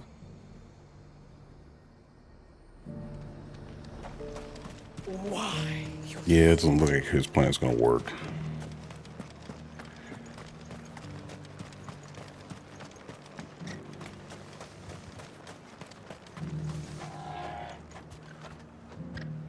A question, if you don't mind.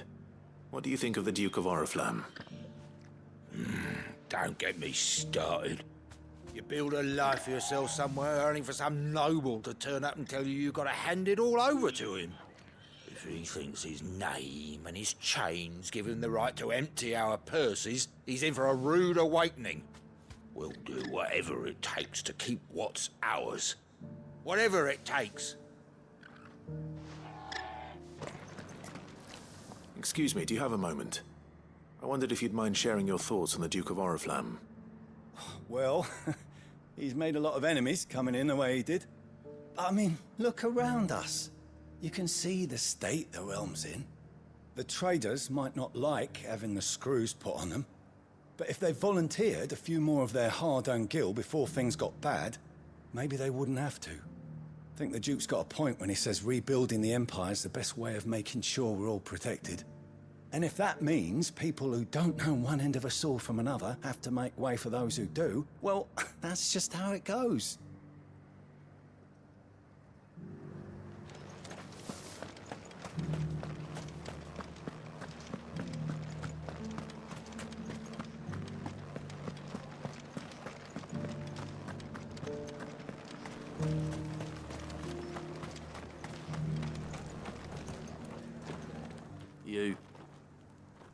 You're the one who was talking to His Eminence. On the Dame's behalf, yes. I was trying to persuade him not to take the people's goodwill for granted, but it seems my words fell on deaf ears. What do you think of his plans?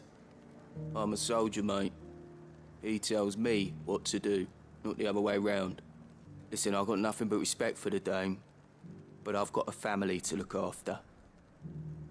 That's where my loyalties lie, not with the town or the Empire, but with my wife and children. If the Duke can get us the men and the equipment we need to fight off those blue-skinned bastards, I don't care how he does it. Not surprising. As long as you remain. An answer most soldiers would give. Just follow orders. I hear the Duke of Oriflamme plans to turn this town into some sort of fortress. Do you think that's a good idea? It's not for me to say. All I know is that unless the Emperor orders me otherwise, His Eminence's word is law. Look, no one likes all these taxes and tariffs, but empires don't come for free. Once Sanbreque is back on her feet, we'll all reap the benefits. Let's see what Philippe makes of all this. Sabine, you are embarrassing me.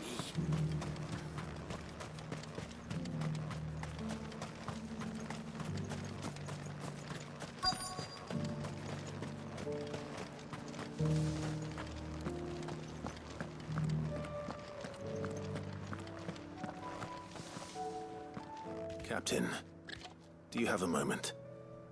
For you? Certainly. Clive, wasn't it? Thank you for last time. How can I help you? I wanted to ask you about the Duke of Oriflamme. Do you intend to go along with his plan? But to tell you the truth, I'm in two minds. It's my sworn duty as a captain of the Imperial Army to obey his orders. But I can't say I agree with him. Philippe, I remember you saying that you became a soldier to protect the people you loved. The Dame included. That's right. Yep. I did. Well, she doesn't agree with the Duke's orders either. She thinks they could tear Northreach apart.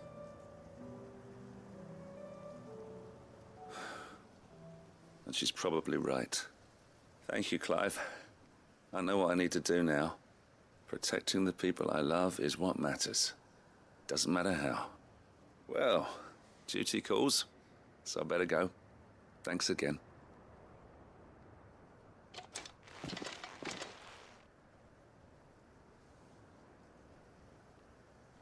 It seems Philippe wants to do the right thing at least. I expect Isabel will be pleased to hear that, if nothing else.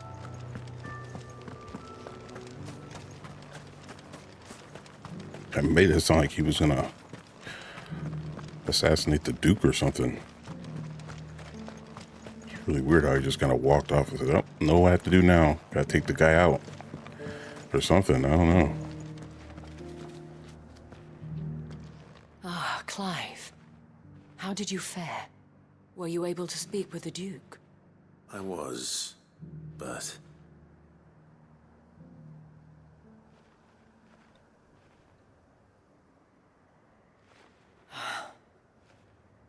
So Northreach is to be a fortress after all. Well, it will certainly help to hold back the thralls. There's no denying that. Though I doubt it will come as much consolation to the townspeople whose worldly goods are confiscated to pay for it. They deserve to be heard, Clive. To have a say in this new empire the Duke means to build. Sadly, His Eminence values their obedience more than their opinions, and hopes to reassert the authority of the state. I fear he sees the people as mere pawns on his chessboard to be sacrificed for the greater good. Needless to say, they themselves are of a different opinion, and would rather their destinies were in your hands. The soldiers, meanwhile, are content to follow their orders. And not just because of the Duke's rank, but because of his vision. I thought as much. Had I sworn to protect Sanbreque, I dare say I too would want nothing more than to see it rise from the ashes. Thank you for trying. But the battle is lost. I don't know about that. What happened to your uniform? I handed it in, along with my resignation. Oh, he quit. Told the lads I wished them well, but that I owe it to those I love to call it a day. Why? Because I realize what really matters to me.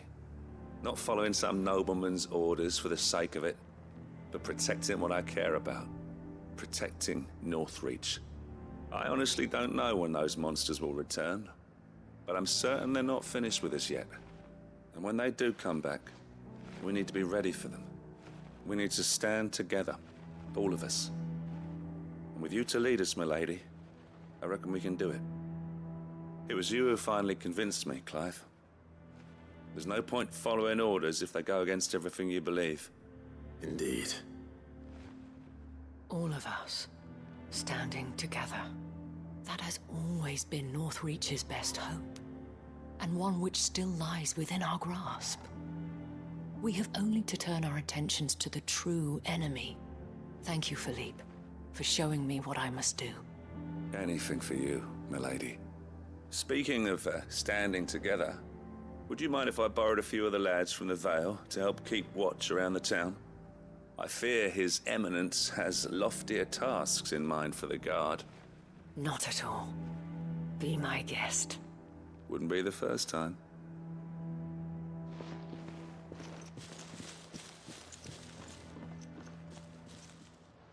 There may be hope for Northreach yet. Especially with men like you and Philippe to champion our cause. I, for my part, shall continue to work upon the Duke, in the stubborn belief that I might still tempt him into joining hands. But I suspect I shall have to call upon your aid again. Until then, Clive. Until then.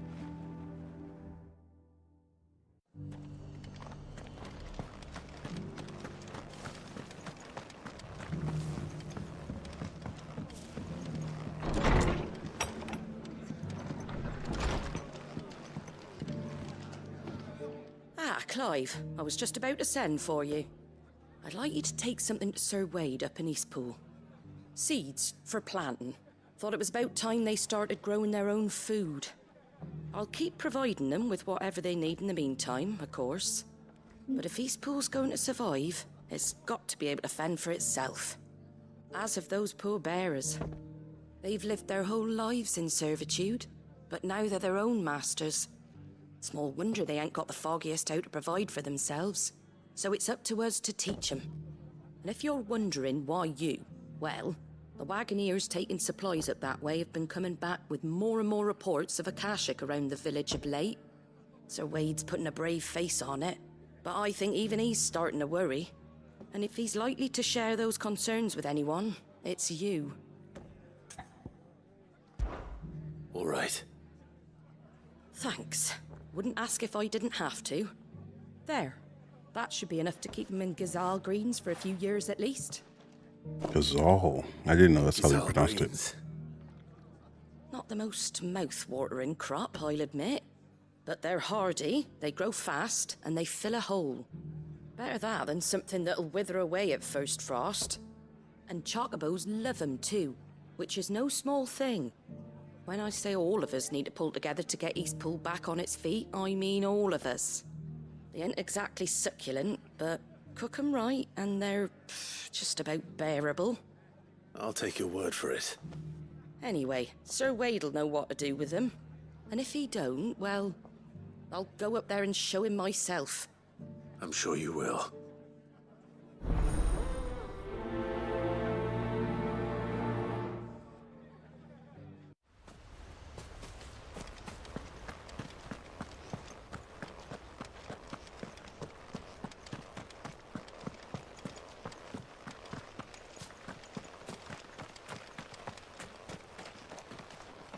Ah, Lord Rossfield. What brings you to Eastpool? A delivery from Martha.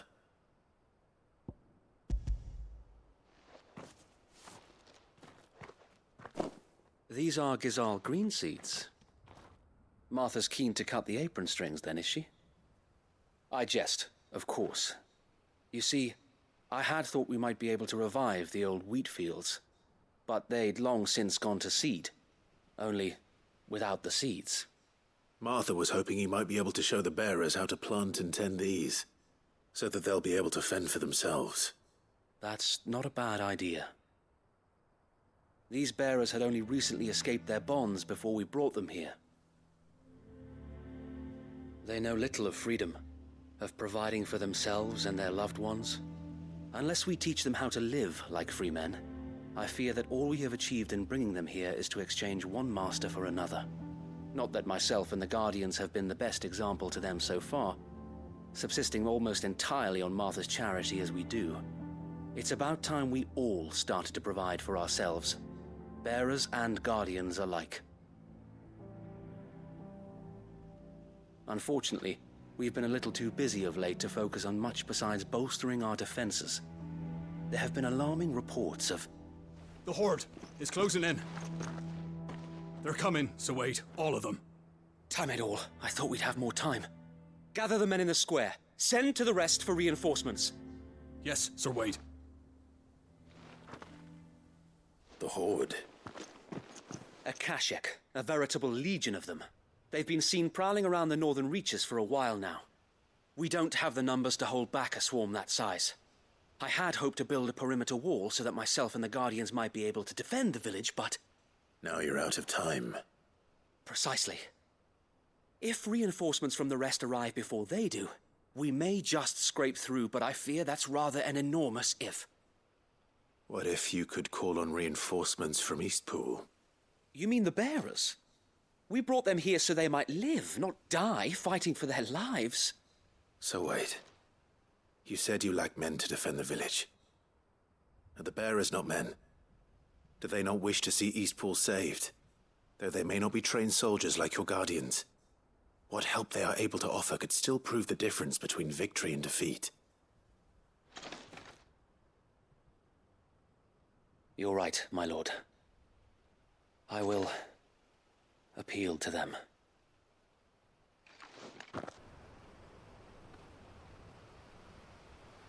My friends, I humbly beg your aid. We Guardians are few and our enemies many. But I swear we can defeat them with you at our side. You would send us to the slaughter, to serve as bait for those fiends so that you and your men might be spared. And to think we trusted you. Say what you will. A home is not worth dying for. But it is worth fighting for. There you go, Martha. Sir Wade fights to give you lot a chance. Just like I do. Just like Sid does. We all wanted to give you a home where you could be free. And you got one, didn't you? This place, Eastpool. This is your village. Your home. And if you don't fight to protect what's yours, you'll lose it. You know I'm right. This world wants to take everything from you. Everything. Your homes, your freedom, your very lives. So then, are you going to stand by and let that happen to you? Are you going to accept fate like good little Bran did and die, having never stood up for yourselves? Or will you fight like free men and women?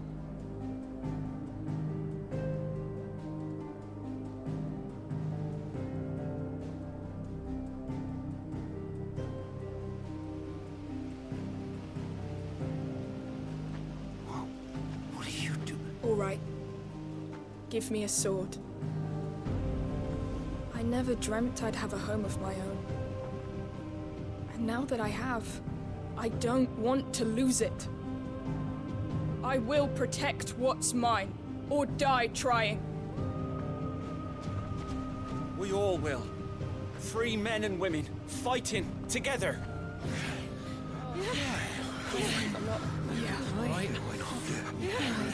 For Eastpool! For Eastpool!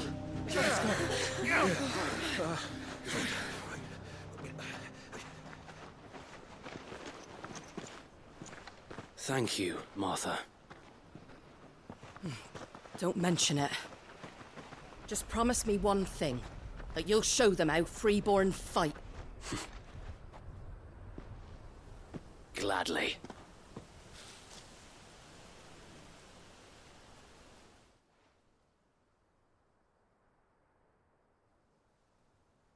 Well, if it was numbers you were lacking, you certainly won't be now. Thanks to you. Me? Oh, I just love the sound of my own voice. Lord Rosfield, my lady, we're ready. So what's the plan of action? We'll divide our forces into several small detachments, each made up of guardians, bearers, and guards from the rest. These will position themselves at strategic points around the village. Upon engaging with the Akashik, each detachment will keep the creatures occupied as best they can, steadily retreating all the while. You're going to lure them into the village? I am. We will have neither the time nor the resources to treat the wounded, so injuries must be avoided at all costs. Instead, we will focus purely on defense at first. By coordinating our withdrawal through the use of messengers drawn from among the bearers, we will aim to have the swarm converge at a point of our choosing.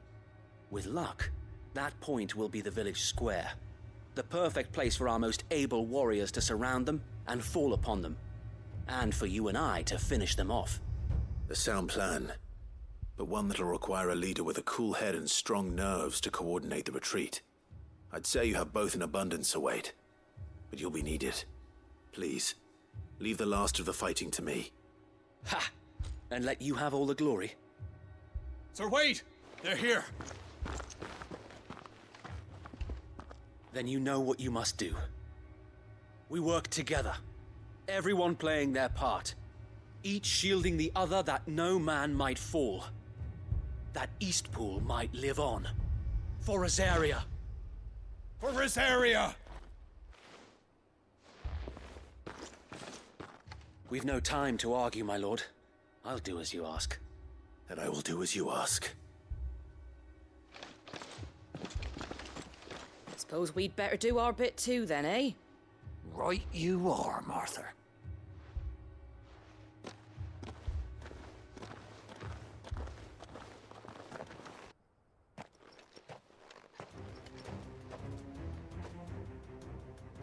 calm before the storm.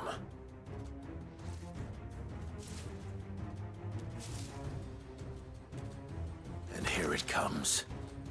I will not let this village fall.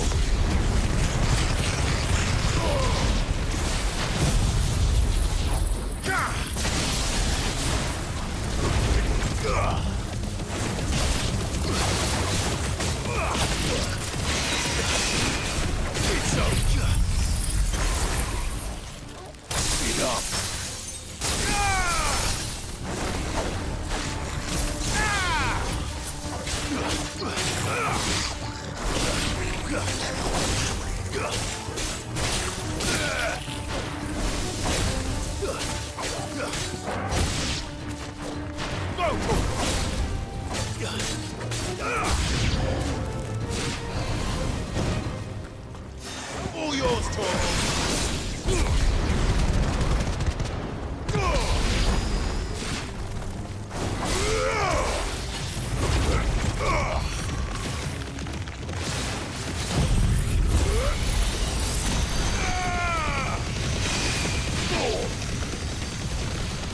Farewell. Get him.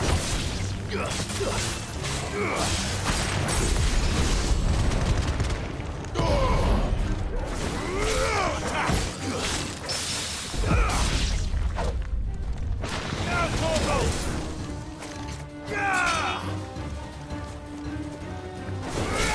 All yours, Torvald! Farewell! This one!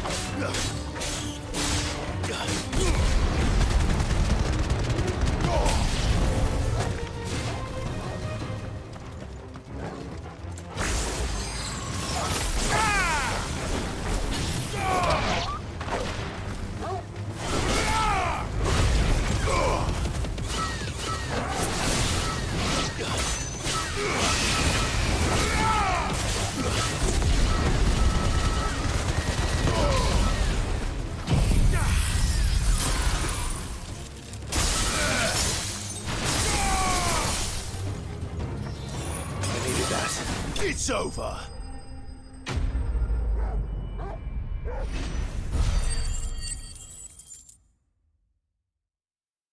Let's bring out another, like, mini-boss or something. Looks like that's the last of them. Lord Rosfield! Change of plan! What is it? Owl from the rest. An Akashic Curl's been sighted on Rhiannon's ride and is headed in their There direction. it is. Well, the better half of her guard is here.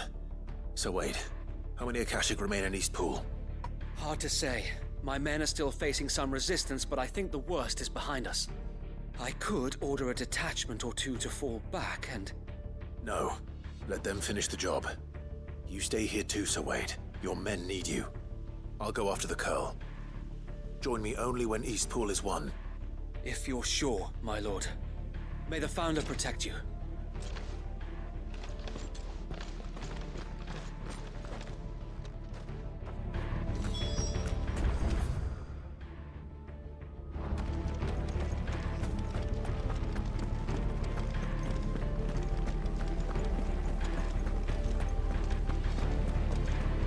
Next one's mine. I might not know what... I don't know why I thought the obelisk heals you, but I don't know what game made me think that. Maybe Genshin?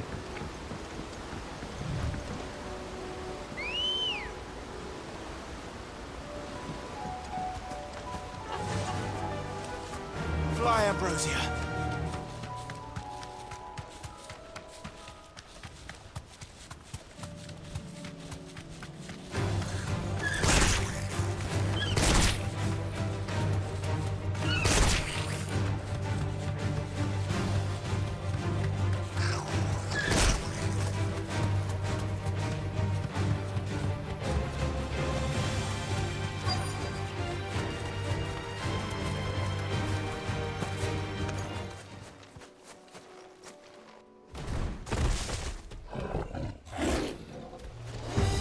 There it is.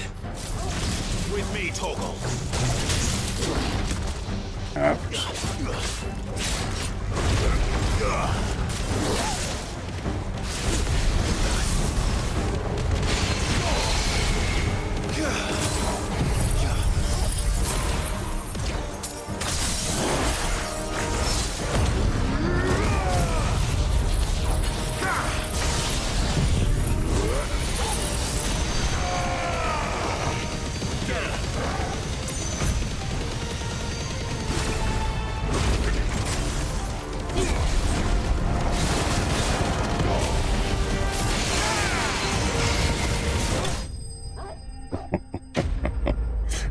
yeah, I think I like this combo.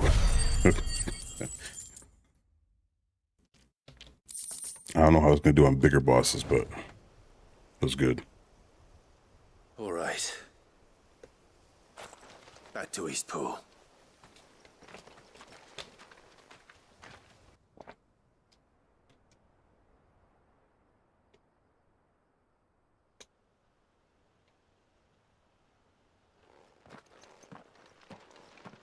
Lord Rosfield, the Curl, is it?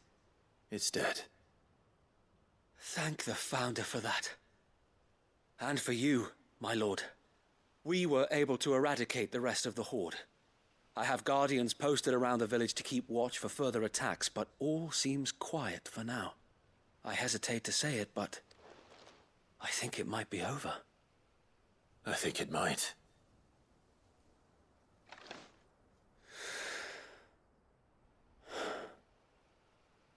We did it. We saved Eastpool. Thank you, my friends. Thank you. No, Sir Wade. It's us who should be thanking you. You brought us together.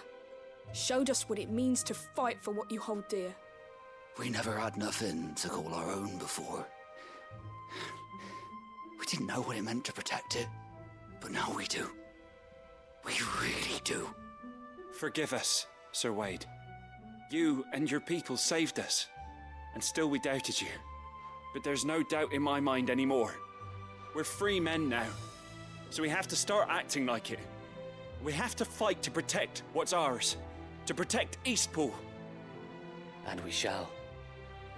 We all shall. Together. This is our home. And if anyone or anything tries to take it away, they'll have us to answer to. Come on then. Let's get to work. This village isn't gonna rebuild itself.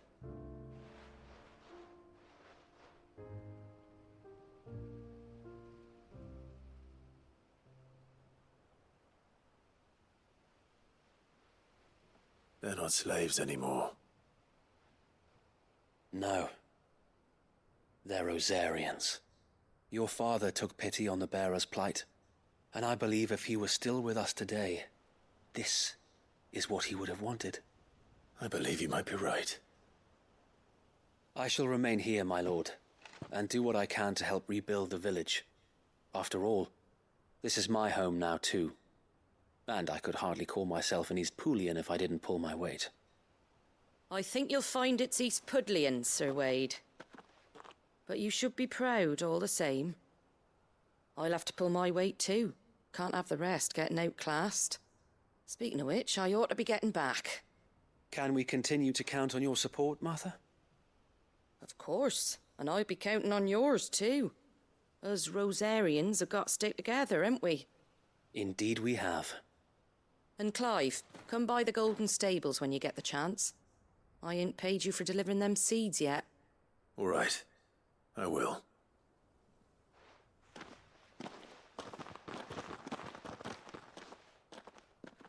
Lord Rosfield, do you remember our very first mission together? Clearing the goblins from the Stillwind Marshes? How could I forget?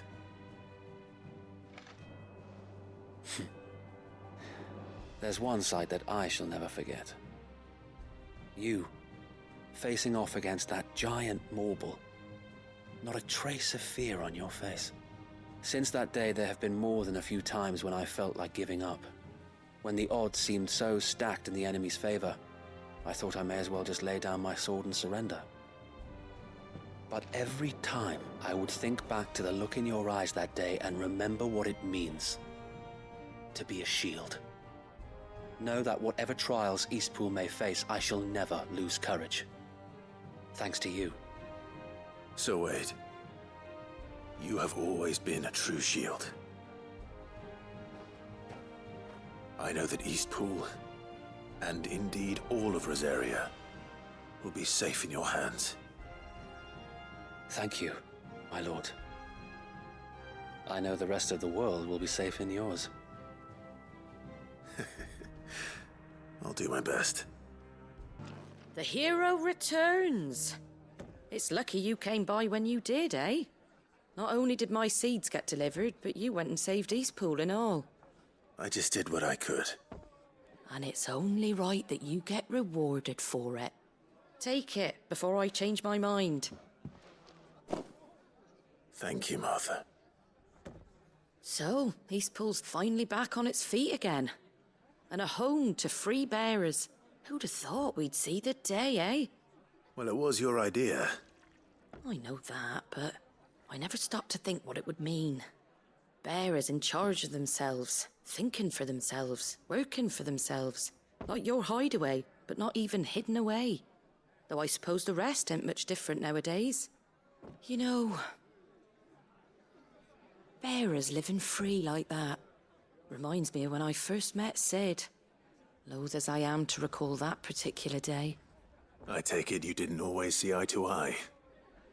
What happened? Well, if you really want to know, I started doing what I do long before I met Sid. In fact, that's how I met him. Or at least how he came to meet me. He showed up at the stables one day, asking questions about who'd been buying up bearers. Founder knows what he thought I was doing with them. Running a hunt, poking around in their innards. Something awful anyway. Me, I thought he was a new constable. Thought the game was up. But somehow we both managed to work out what each other was about. And before I knew it, the cheeky arse was rattling on at me about how I was doing it all wrong. After all my hard work. Told me I was giving them relief, but not freedom. That my bearers were still dying as slaves. Got right under my skin, it did.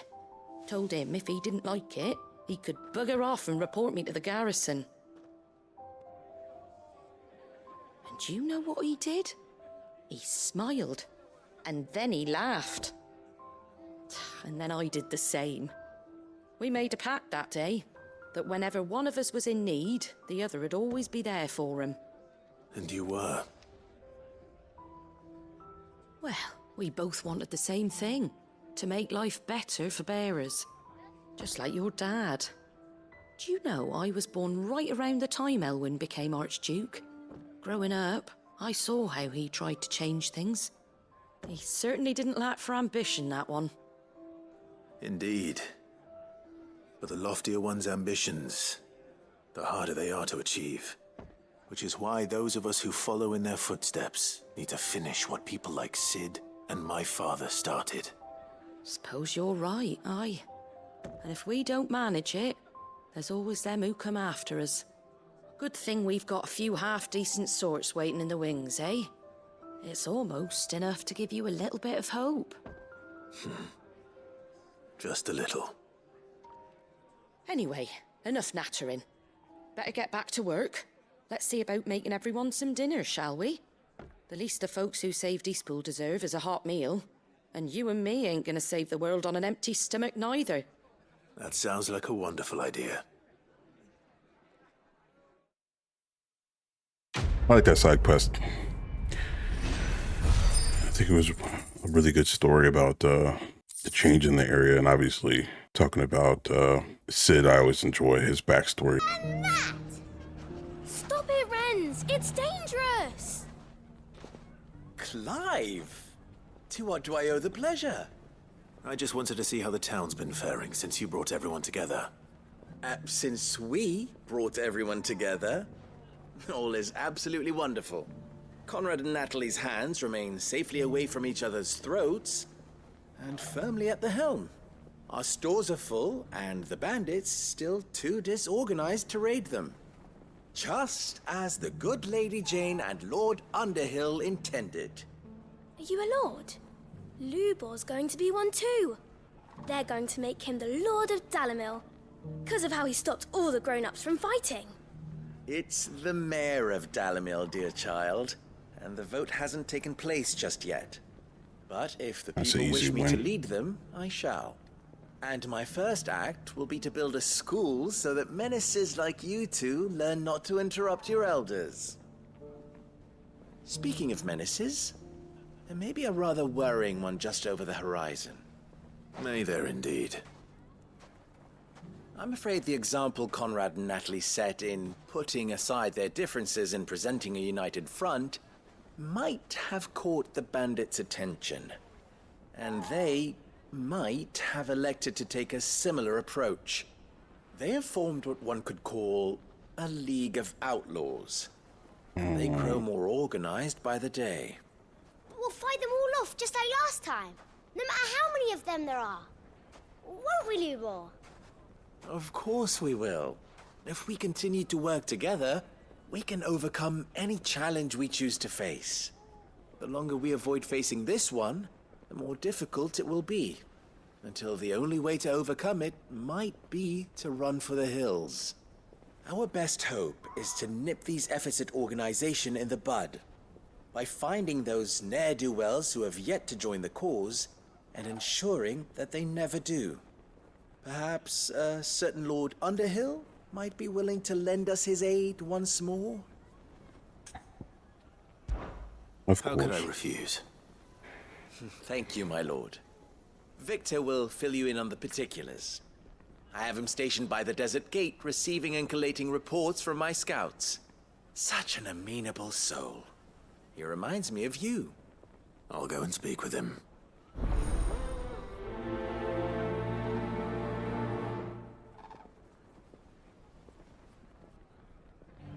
What's the difference between a lord and a man? A League of Outlaws. Sounds like we have some competition.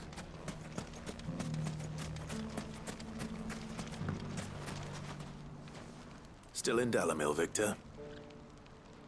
Ah, Sid. I thought you'd have returned to Cosnis by now. I did. Then I came back.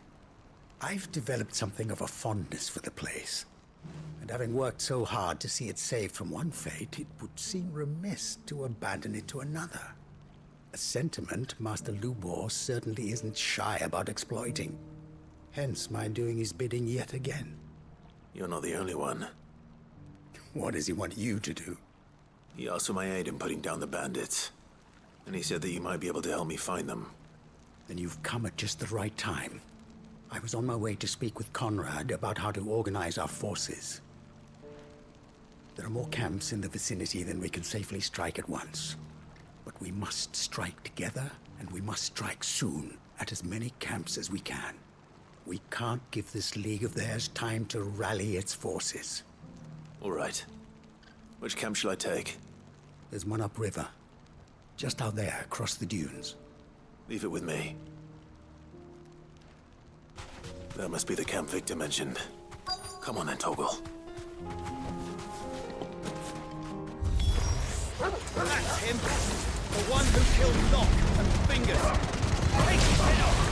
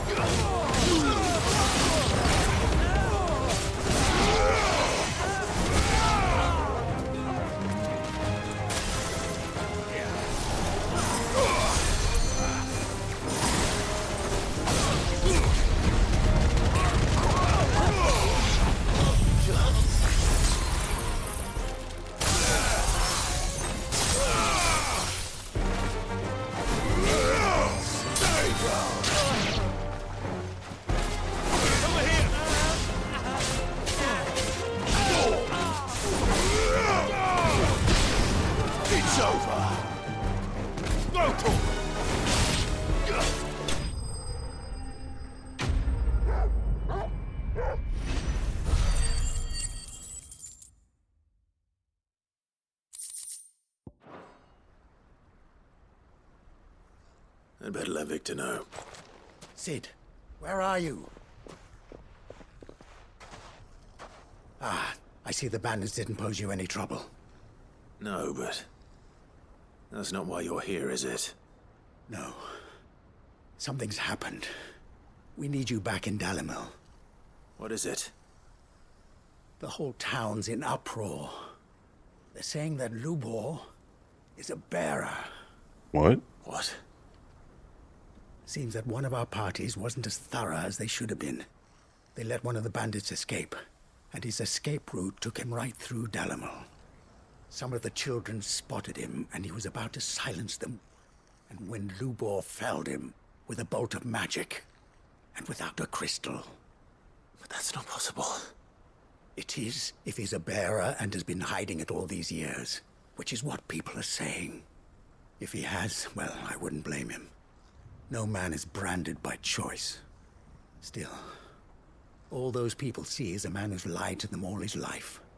One who was made a leader of himself when the world believed he should have been a slave. Fuck.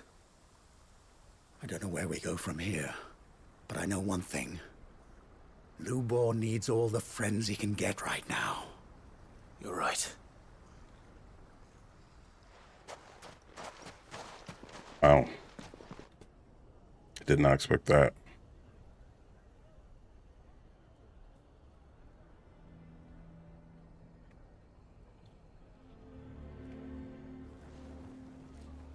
And now everyone knows. I made it a habit to keep a crystal close at hand for just such an occasion. And when that occasion arose, I forgot to reach for it. Well, it was bound to come out sooner or later. We're sorry, Lubor. We tried to keep running, but we just couldn't anymore. There's nothing to be sorry for. I rather enjoyed playing the hero for once. All that matters to me is that you two are safe. Look at him talking to his betters like it's nothing. All lies, I'll wager.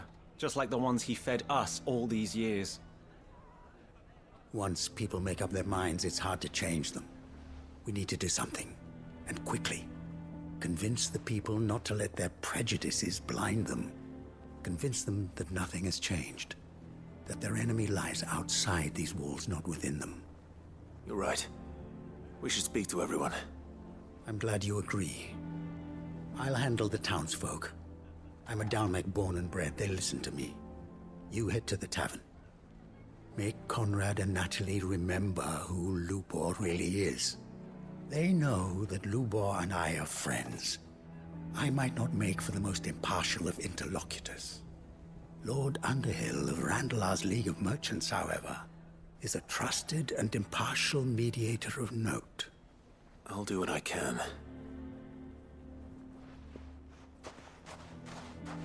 Lubor, stay here with the children. I can't promise anything, but we'll try. And that is all I can ask of you.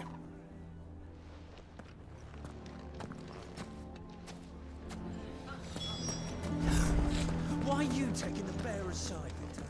Why do they always have to make such a fuss? He knew all along that he was playing us.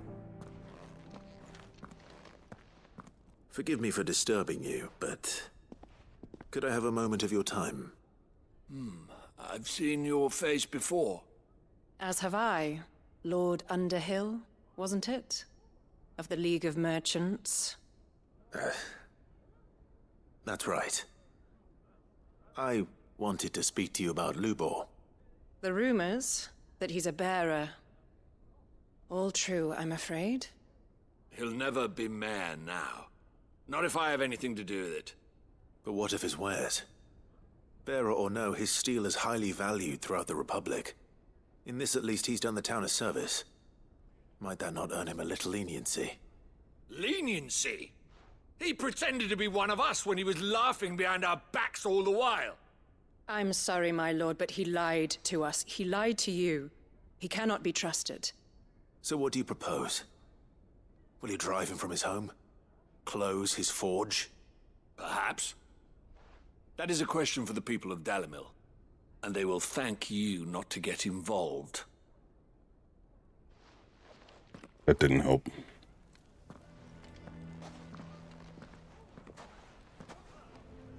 The townsfolk have made their minds up. There was nothing I could do. Nor I. Conrad and Natalie refused to consider anything but their own wounded pride. You never know. Once their anger is cooled, they might see things differently. For now, we should report back to Lubor. All right.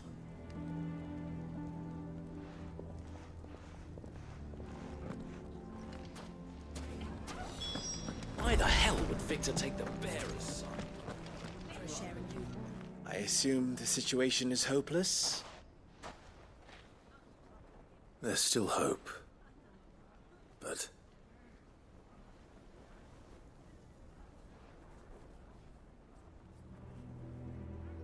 But perhaps not in this lifetime, I think it's fair to say. You mustn't think like that, Lubor. Give them time. They'll come around. We'll talk some sense into them in the end, you'll see. No, you won't. And your efforts would be better spent elsewhere. But Lubor... Rosina would often tell me that steel does not lie, that a blade is a reflection of the smith who forged it. To yourself be true, that was her point.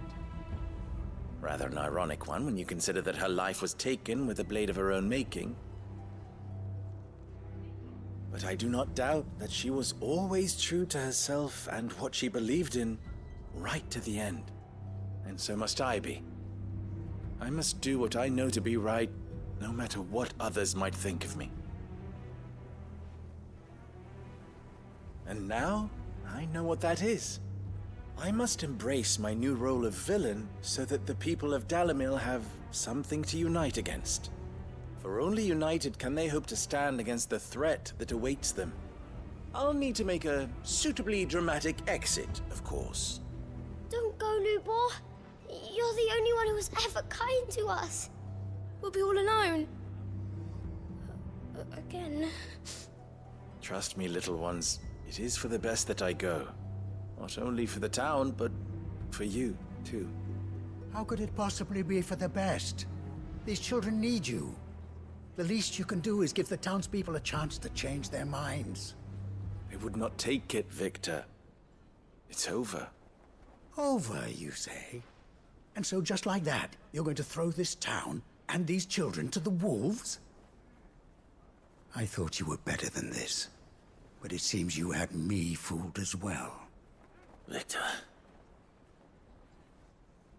Forget it. Do what you will.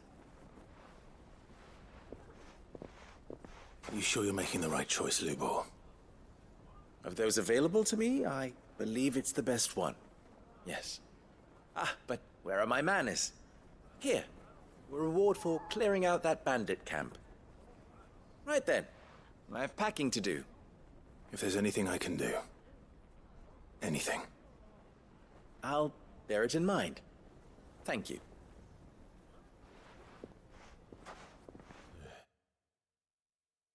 Well, we're definitely coming back here to settle whatever's going on.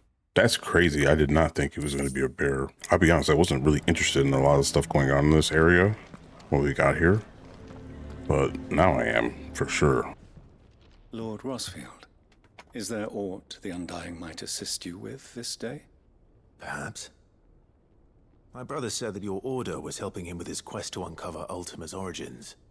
Have you learned anything of note since last we spoke? Little unless, I regret to report. I see. Be assured, however, that we will not rest until the truth is known. Even now, our archaeologians scour ruins in every corner of the realm for traces of Ultima's touch. Fallen ruins, I take it. Dating back as far as Phoenix Gate. Indeed. Ultima's thralls are oft sighted among the remnants of the fallen civilization, as if protecting the secrets concealed within. Secrets we'd see unearthed. Should our methods be of interest, my lord, mayhap it would please you to observe some of our number at work. Would that be possible? Of course. A survey is being conducted not far from here. Perchance you are familiar with Kretov, a small hamlet built around a fallen airship. I was due to visit my colleagues there to collect their preliminary findings, but if you would consent to do so in my stead, I'm sure that they would be honored to relate any discoveries they have made to you directly. All right. I'll go and meet with them. They will be most gratified, I am sure. Might I suggest you take the road through Titan's Wake? It will lead you straight to the village after but a short walk. Thank you. I will. I wish you a safe journey, my lord. May the Firebird's flames burn ever in your heart.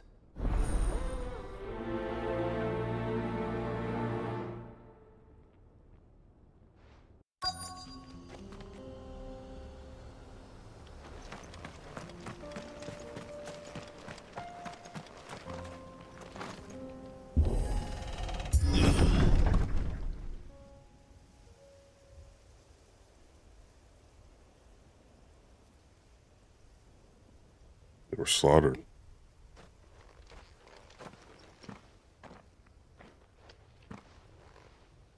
Oh no.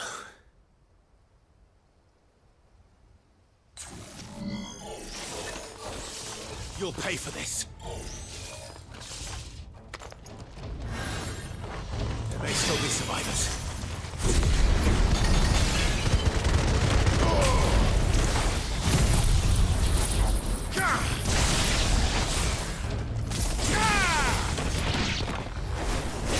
Get him!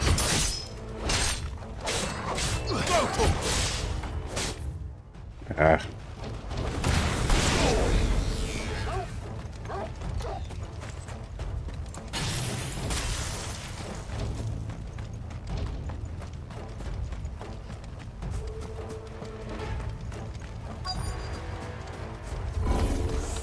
Whatever that thing is, I'd say it's their leader.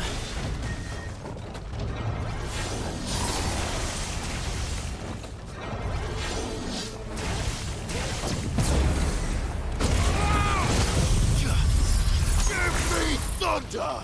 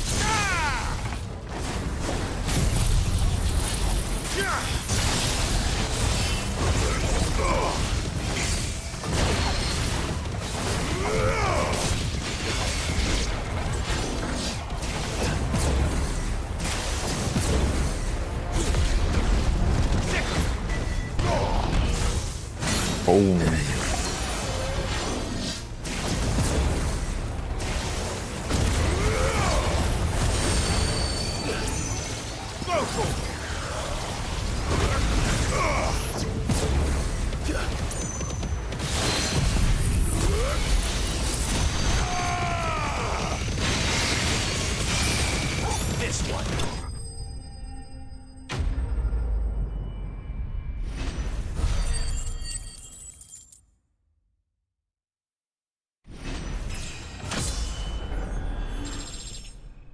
Three. Should have stayed in the past. These must be Cyril's colleagues.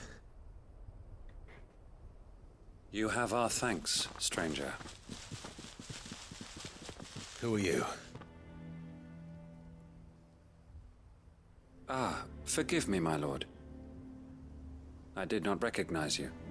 You are Lord Rosfield, are you not? We are archaeologians, tasked with surveying this site. When the echoes appeared, our brothers here occupied their attentions. Thanks to them, and to you, we were, for a mercy, able to see our duty to its conclusion. You call that a mercy? Your brothers might still be alive if you put their safety before your duty. Surely this survey wasn't worth dying for. We are charged with uncovering Ultima's origins. A duty of the highest import, as I'm sure you will agree. And you think your dead brothers would agree with you too? I know they would.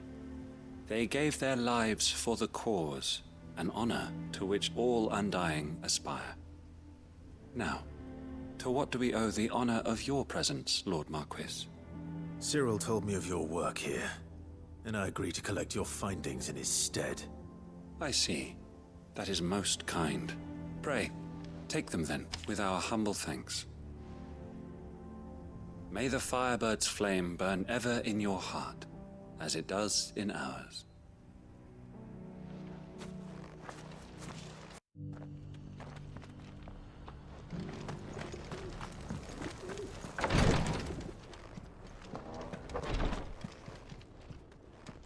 Ah, you are returned, my lord.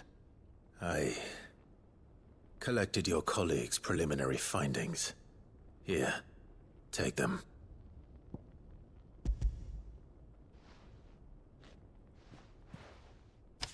My thanks. I shall study them, and inform you forthwith if I discover aught that might aid you in your fight against Ultima. Cyril, your survey party suffered several losses in Kretov. Losses which could have been avoided, had the others not chosen to complete their work, instead of saving their friends. Were these your orders? No. This was their choice. Every Undying devotes his life to the service of the Phoenix. It is our sole duty, and should we die in discharging it, so be it. Even when death is avoidable. My lord, I fear that this is not a point over which it would be fruitful to argue. The Undying have served the Phoenix for countless generations, and your opinion of our methods, however earnest, is not like to change them. We live to serve the Phoenix. Our very order exists for that purpose, and that purpose alone. Cyril, I know that you and your brethren answer only to Joshua, but allow me to offer you a word of advice. It does not further the cause of the Phoenix to have his loyal followers surrender their lives without good reason. Provide your survey parties with an escort, that they might live to do their duty for years to come. Think not only of how you can serve the Phoenix, but how Joshua would want you to serve him. Please. For all our sakes. I thank you for your advice, my lord. If you will permit me to respond, our faith in his grace, Joshua Rossfield, is absolute. And we of the Undying will do what we believe is right to fulfill our duty unto him. As first shield to the Phoenix, I am sure you understand what it means to do one's duty. I do. Then we are of the same mind. And it is my hope that we may continue to do our duty together. He said, I hear you, but I'ma do me. He did not care. Ah, Clive. You'll be pleased to know that the negotiations are progressing well. That is good news. Yes. Our comrade in Randalar has just sent word that the contract should be signed very soon. But I still have much and more to prepare. It's a huge undertaking moving this many bearers at once. You couldn't do me a quick favor, could you? What is it this time? More wild beasts? Nothing like that. I just need you to go over to the caravans and ask El how long we have until the bearers arrive. Find out exactly how much faster I need to get all these supplies moved. All right. I'll go and ask. Thanks, Clive. I owe you one.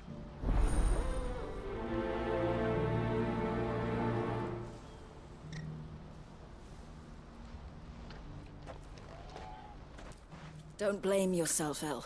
This is their fault. I have those yours. problems normally. I know, but no buts about it, all right?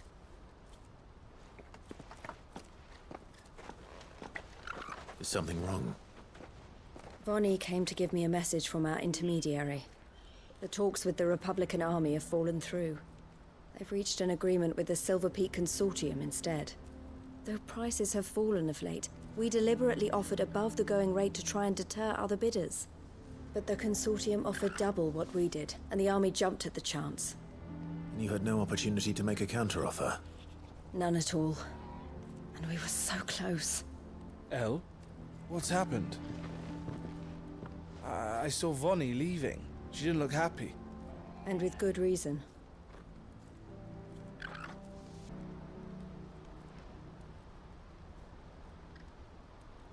But I thought we were the only ones the Fist was speaking to about the bearers. How did the Consortium even find out about this? It's not so surprising. They have ears all over the Republic. This isn't over. The Consortium will have to sell these bearers eventually, and at the price they paid, buyers will be few and far between. I'm going to Randalar myself. Alone? You sure that's wise? Are you offering to be my bodyguard? How kind. Meet me at the checkpoint near the capital gates. I'll send an owl ahead and request a meeting. You go to Cashlock, Theo, and get everything ready. We've waited far too long as it is. Even if I fail to free these bearers, there will be others. Someone needs to prepare the place and keep any prowling beasts at bay. Oh, and that's me, is it? Well, it looks like I'm following orders till she gets back from meeting the Silver Peak Consortium, who've been doing their best to undermine our scheme. She'll never join them after this, surely. No, she said it herself. She still has plans for Cashlock, even if this one falls through. She means to stay with us, then. I can't say I'm not happy to hear it, but... is this what she really wants? You have to trust her. You're right. It's what she wants now. And if Elle's off fighting for the cause, I should do my part too. So I bid you farewell and safe travels, my friend. I'll gather my men and leave for Cashlock. We'll make sure the place is well stocked and defended. You go to Randalar and see if you can stop my sister biting the Consortium's heads off. If she won't consider her prospects, someone has to. I'll do my best.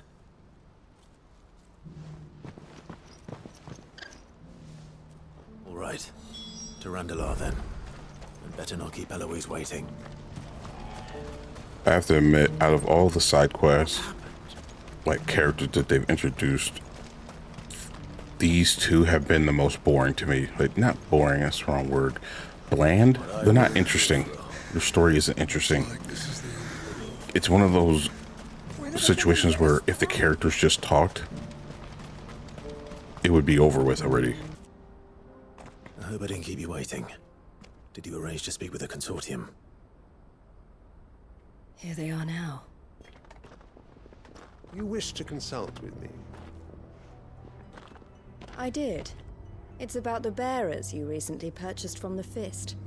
We had all but finished making arrangements to buy them ourselves, and then you stepped into the fray. You misunderstand. The Consortium had an interest in purchasing them from the very first. It was only our regard for you that kept us from bidding. But your hesitancy in accepting our offer to you suggested that the regard was not mutual. And so we resumed our business. I did not hesitate. I am simply not inclined to make such decisions without first giving them due consideration. But what is done is done. Come then. How much do you want for them? Alas, you are too late yet again. We rarely take on such unconventional merchandise without a purchaser in mind. The bearers belong to him now. Who is your buyer? A trader from across the water. A most demanding fellow, if it's any consolation. He insisted the bearers be fed, dressed, even given their own bunks for the voyage over. That's what you get when you deal with continental types. I wouldn't know. Oh yes, the culture on the continent is quite different to ours. They pay good money for bearers not fit for the knacker's yard, and treat them like kings. But as long as they pay... That does sound unusual. No matter then. If they've already left our shores, there's little that can be done. Allow me to withdraw my interest. And with it, my interest in joining your organization. My associates will be sorry to hear that.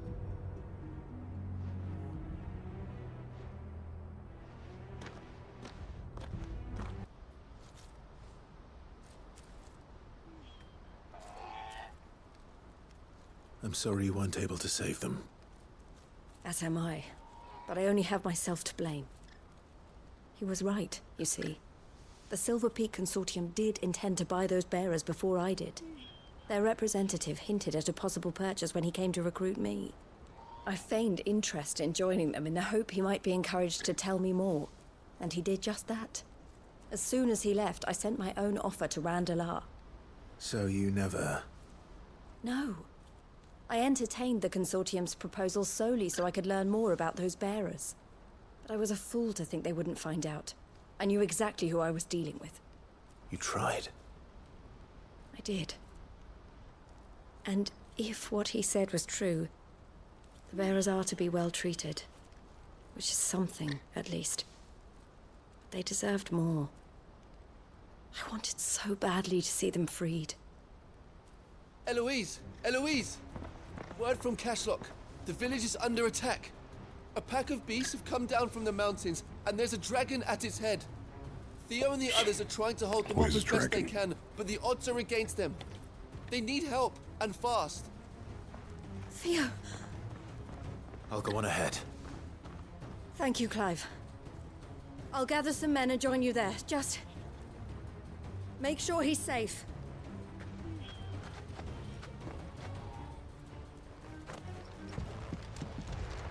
Where's Theodore? Upriver! He led the dragon that way to keep it from the village, but the whole area's flooded with ether. We just have to pray he makes it out in one piece. I can do better than that. Torgal, with me.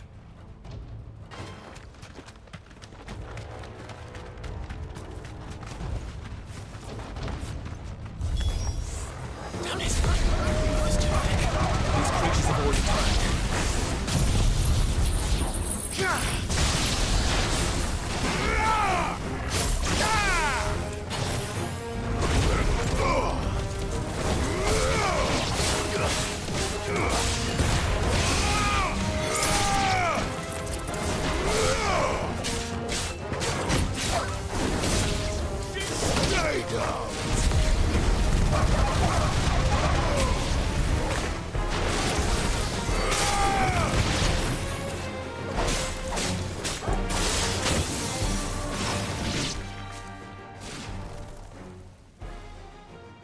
Can't waste any more time.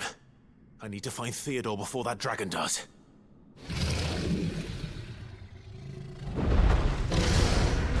Looks like it's found me. This thing's turned as well. This isn't going to be easy. Ramu!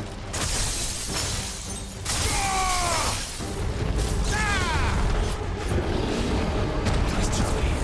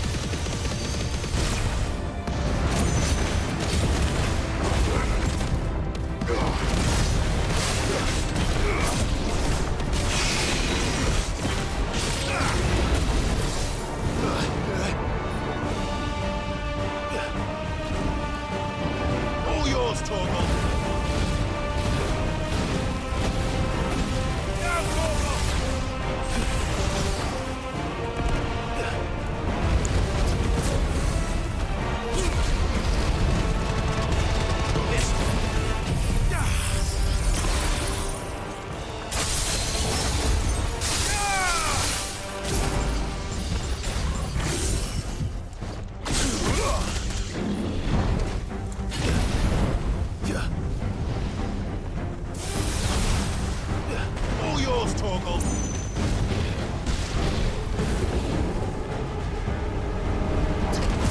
Now, Torgal!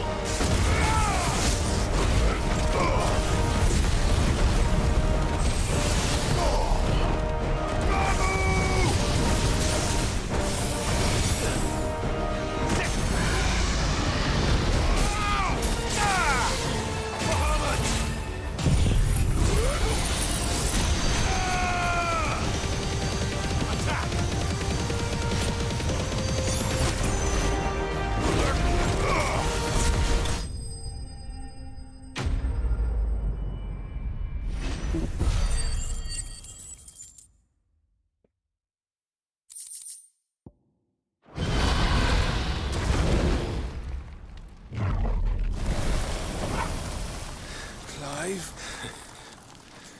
Theodore, you had me worried for... Oh. We have to get you out of here.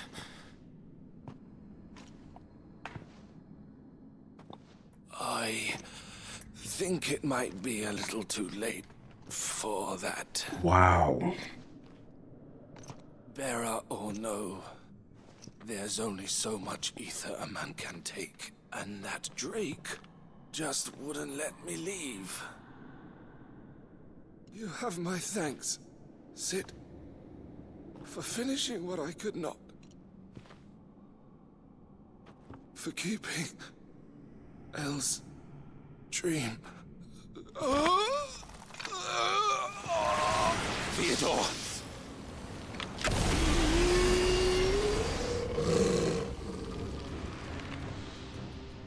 Man, this game. I was just talking about the side quest being, these characters being a little bit boring. Why do I doubt the writers, man? Wow. I need to stop doing that. Don't make me do this. Stop it, Theo! Stop! Stay back, Eloise! He's turned. And so will you!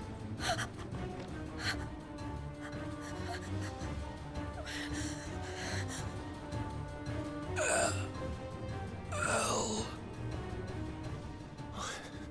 Theodore.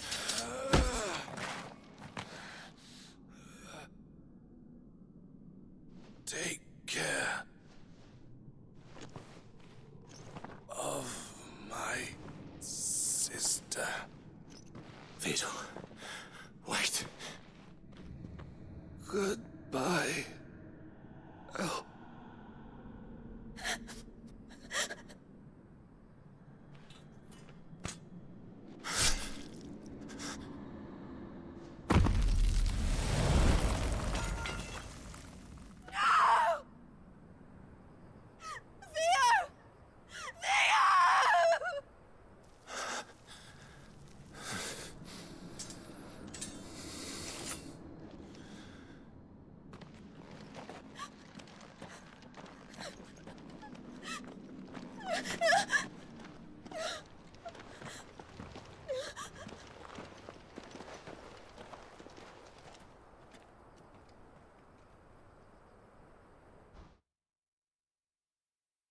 Wow.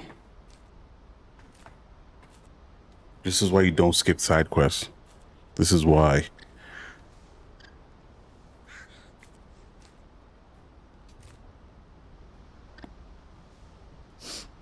Thank you, Clive. I think I'll be all right now. That was true bravery he showed. Leading the dragon away from the village like that. His first instinct was always to protect people. To put others' well-being before his own. And now he's gone. Because I sent him to that place, against his will.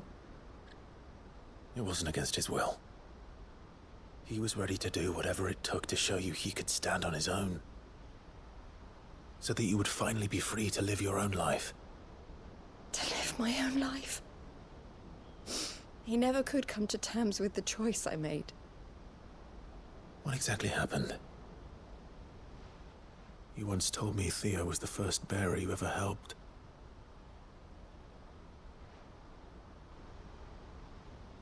We grew up in Canva. We were born to one of the great trading houses. And I was chosen to inherit the family business. I had my father's head for figures, you see. Theo did not. While I studied the art of commerce, he played at soldiers instead. A late bloomer, in more ways than one. For unlike most bearers, it wasn't until his 15th summer that his powers awakened. My parents tried to drive him out of the house and into the care of the constables. But before they could, I took him into mine. Theo told me something else. He clearly admired your devotion to the cause of freeing others like him from slavery. But he said you deserved a better life than this. He wanted to free you from what he called your bonds, just as you freed him from his. I would be lying if I said I had not wondered from time to time how much easier my life might have been if I had allowed Theo to be taken and devoted myself to the family business instead.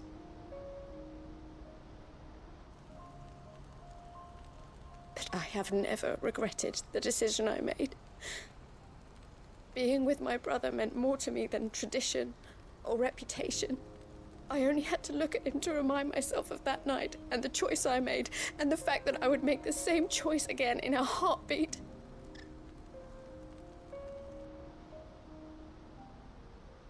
He was never a burden. How could he even think that? If anything, I was the one who weighed him down. You weren't, Eloise. He said it himself, that he had always been grateful to you for saving him, and that he wanted to repay you by letting you live the life you were denied. Neither you nor Theo weighed each other down. You loved one another. You did whatever was necessary to continue living your lives together, and you always would have. You're right. All I ever wanted, all I ever did, it was so we could be together. Oh, Theo, why did you have to...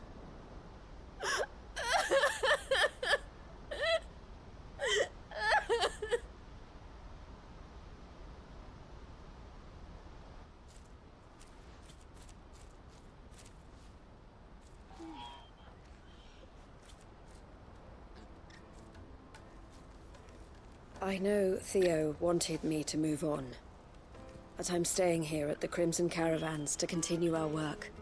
We can make a difference here. We can help people, save them. I need nothing more from life than that. So I'll carry on doing what we do, ensuring that goods, people, bearers get where they need to be, bringing smiles to people's faces just like we always have, and to Theo's. Wherever he is. This is the life I have chosen. The life I will always choose. I've made a choice of my own, to continue helping you however I can, whenever you need it. Thank you, Clive. Let's go on together then. For Theodore. I will never call a side quest in this game boring again. I don't. The type to give up. Maybe not. Wow. Still need our support. See, the writers knew though. The writers knew that people, some people would be like, I don't know, this Theodore guy, I don't know, he's alright, but Well met. I'm not like interested. And they're like, okay, you're not interested? Just wait. They knew. The writers knew. Many thanks.